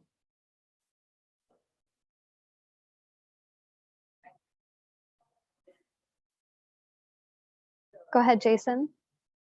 I guess just, if depending on what else Toby and James had that they wanted to share, if that's something that you guys are able to share your presentation on SharePoint and add some notes so we can kind of, glance through the rest of it, perhaps that would be a way that we can just kind of digest it. And like the graphs are really cool, but my brain takes a lot of time to wrap itself around things like that. So I'd love to see more of that, and then perhaps say, let's take 15 minutes to talk about it some more. Circle back. Yeah, good idea. Let's do that. Let's send it out with presenter notes, and I'll touch base with you all when we're setting up the agenda for next meeting. And once you have a time to digest it, you may have more input. But Jonathan, did you have any feedback on that question? I was actually just going to say the exact same thing that Jason did. Like send us away with everything and give us some time to circle up and dive in, and reserve the right to put that on the agenda for the next meeting, because it's a pretty important topic. And it sounds like too, by that point, we'll have the white paper in hand too, and I'm sure there's going to be things in there we may or may not want to discuss. Agreed. Yep, we already will have it on there for that as a placeholder. Hey, so everybody knows when you see the presentation, we're excited to share it. This is exciting work. It's work we've been wanting to do for years to get this stuff right. But I do want to say, I want to protect Anya and her team's work. It's preliminary, and anytime you're just like asked, at 5 o'clock at night, like how fast could you do all this work? This happened a couple of weeks ago, and these ideas are forming fast. So Anya, thanks for you and your team for whatever you were gonna work on the last month, pushing that out of the way and helping us here. You done good work, but it's preliminary. So I'm gonna make that obvious for folks that might grab a slide and worry about the direction we're moving, to know that we're tapping the brakes the whole way. So Thanks, James. Okay, I'm gonna shift to public comment if everyone's okay with that. Just I want to make sure we have time for them to comment. A lot of folks have been listening in during our meeting. But again, feel free to reach out to myself or Olivia at Triangle or Toby or James or Aaron at DFW, and we're here to listen and answer questions and take your feedback at any time. Okay, so Olivia, I'm gonna hand you control to do public, and I'm gonna turn off my camera because I'm being kicked out of my workspace that I will still be on. Yeah, so first we have Robert Larson. Let me unmute. First of all, I just want to say thanks to everybody that's putting in the time that cares about wild steelhead. I care about wild steelhead. I listened to this. There is a lot of information to digest. I've been tracking. I represent PSA statewide. Ron Garner has asked me to speak for PSA and just have some takeaways from what I heard here today and some questions for each of you. One is I heard that there's been 24 rivers where we no longer have hatchery plants. I had a conversation with James Losey last week, and I asked if we had any examples of where we have eliminated all hatchery fish and had an increased productivity in wild fish. And he didn't come up with one. I'm not saying there isn't one, but I would like to know if there's any data of where that's happened. It's my belief that the hatchery fish provide, especially in integrated programs, a buffer, so to speak, for wild fish. And when you remove all of the hatchery fish, you then have predation 100% on your wild fish. And that may be one of the reasons why we haven't seen any improvement in that. So I want you to consider that. Everybody seems really, really pro on getting rid of hatcheries here, but it might actually be the worst thing for wild fish. And I think especially if we're doing a good job of collecting and we're not overshooting PHOS, I think that there's some benefits to those hatchery fish. And I wanted to cite an example. The Cedar River, some time ago, we had problems and we got rid of hatcheries and we tried to manage just for hatchery fish. And I realized the Cedar River has some other things, the locks and stuff, but we had that population basically go extinct, trying to do some of the things where we eliminated all hatcheries. And I really, really am concerned that we don't have co-managers involved in this. All this stuff that we're doing and all the stuff that we're putting together, if we don't have co-manager buy-in on any of this, I don't know what will happen to it, because they will fight because those fish are important to them. And I want to see a plan that can work for our wild fish. And I realize you guys were given a very short time period to try to do this, but I think that there are some very important things that are missing. And I probably am going to be around a lot more. I retired, and I kind of wish I would have tried to get on this committee, because I think it's very important and I want to give other people a chance to speak, and I appreciate that I got an opportunity. Thank you. And if you have questions, I would love to answer them. Hey, Rob, I just say thanks for tuning in. I really appreciate your feedback. Thank you. Thank you, Rob. Next, we have David with the Conservation Angler. All right, thank you. Thank you so much. David Moskowitz from Conservation Angler. Appreciated the time that the committee has put into this effort as citizens, and appreciate the hard work of James and his team. Just a couple of comments from listening, and I missed the very beginning of the meeting, but I've been on since, and it's been really interesting. I want to make a comment about what the mandate is. I saw the slide that describes the proviso, and Toby described it as the mandate for the committee. the mandate for the department is actually in the revised code of Washington. And it's RCW 77.04.012. And it actually is not a balancing. It's a very clear mandate to protect wild fish and wild animals. So I would advise the staff to look at that. Even the section that talks about providing opportunity and economic well-being, stability to the fishing industry is all tempered by the requirement that the management must be in a manner consistent with the goal of managing, perpetuating, preserving, protecting wildlife and food fish, game fish, shellfish. It's a really critical element of your duty to the citizens of the state of Washington, to the citizens of the country who are interested in wild fish, interested in these rivers. So that's one point. And I don't see Lee Geist's face up there on the screen right now, so maybe he had to pop off, but he mentioned the North American model of wildlife conservation, which is kind of tried and true management regime for hunting and fishing. And he said that the closures are not conservation, they're preservation, and therefore not part of the North American model. I love Lee. I really appreciate his social media stuff. I appreciate him as a person out in the outdoors. He's a great role model for a lot of people. But in this case, I would recommend that he and anyone who is thinking about this model look at the fact that in hunting, you actually, that's a limited entry sport, whether in Oregon, Washington, almost all around the country. It's limited entry, you draw. And if you don't draw, the opportunity to hunt is closed. That's an important conservation action. Closures are used frequently to rebuild populations and species. So I think it's really important to keep that in mind, that closure is not just preservation, it is conservation. So I wanted to make that point.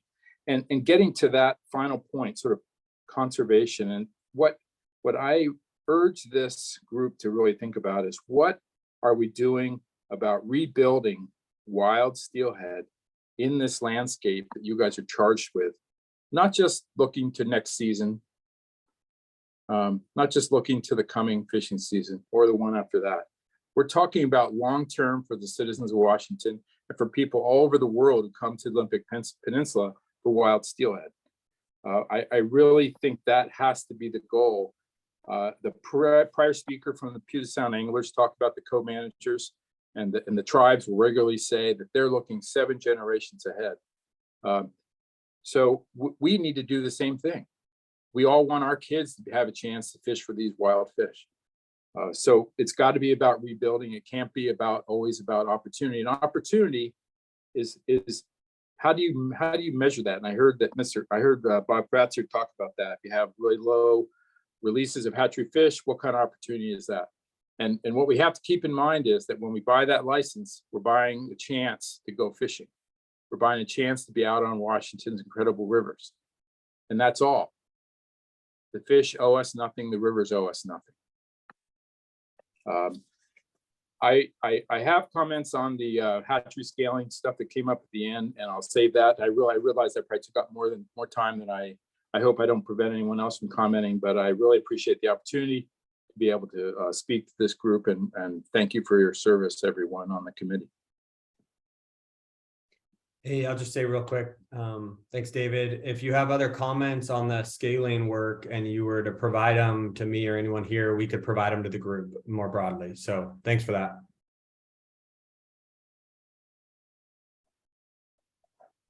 Yeah, and I already put the link to the public comment box in the chat. I can put it here again, just in case there's anything else that you want to add as a catch-all, and they're saved in this group, gets access to those.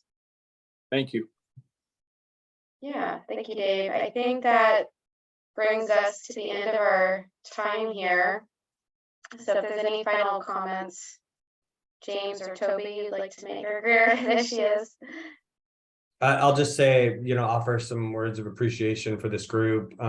You've put in a lot of time and there's a lot of passion and you're making our work better. So I appreciate it. Yeah, thanks to everybody, DFW for all your hard work and for this advisory group for sticking through even without a break. Apologies again, but I know these evening meetings are tough and really appreciate your time today. And we'll be in touch. Our next meeting is in about a month. Again, we'll reach out for a call for agenda topics. We already have the habitat topic and then the test fisheries. And then we also may have some follow-up on the white paper and the hatchery sort of discussion topics we didn't get to today. So stay tuned. This is all just to say we'll be in touch. And with that, go ahead, Jonathan. And I was just gonna, any parting comments, go for it. Yeah, no, absolutely. So I just wanted to say thank you to the staff and thank you to Triangle. I felt like this was probably one of our more productive meetings. It's unfortunate that we had to wait to get to meeting 5 to get to this point, but I feel that there was a lot of engagement and a lot of discussion back and forth. And, I feel like you guys heard some of the stuff that we're saying and we're asking for. So, I know I'm the guy that's always kind of the sky is falling chicken little and very frustrated with this process, but I also wanted to make sure that, I give the team and the staff kudos where it's due. So thank you. Thanks, Jonathan. And like I said, we will continue to make changes to make this work for everybody. I know you all care a lot about coastal steelhead, so let's make sure we make the best use of our time and get that heard by DFW. Okay, everybody, we'll be in touch. Have a great night. Thanks again for your time. See you in about a month.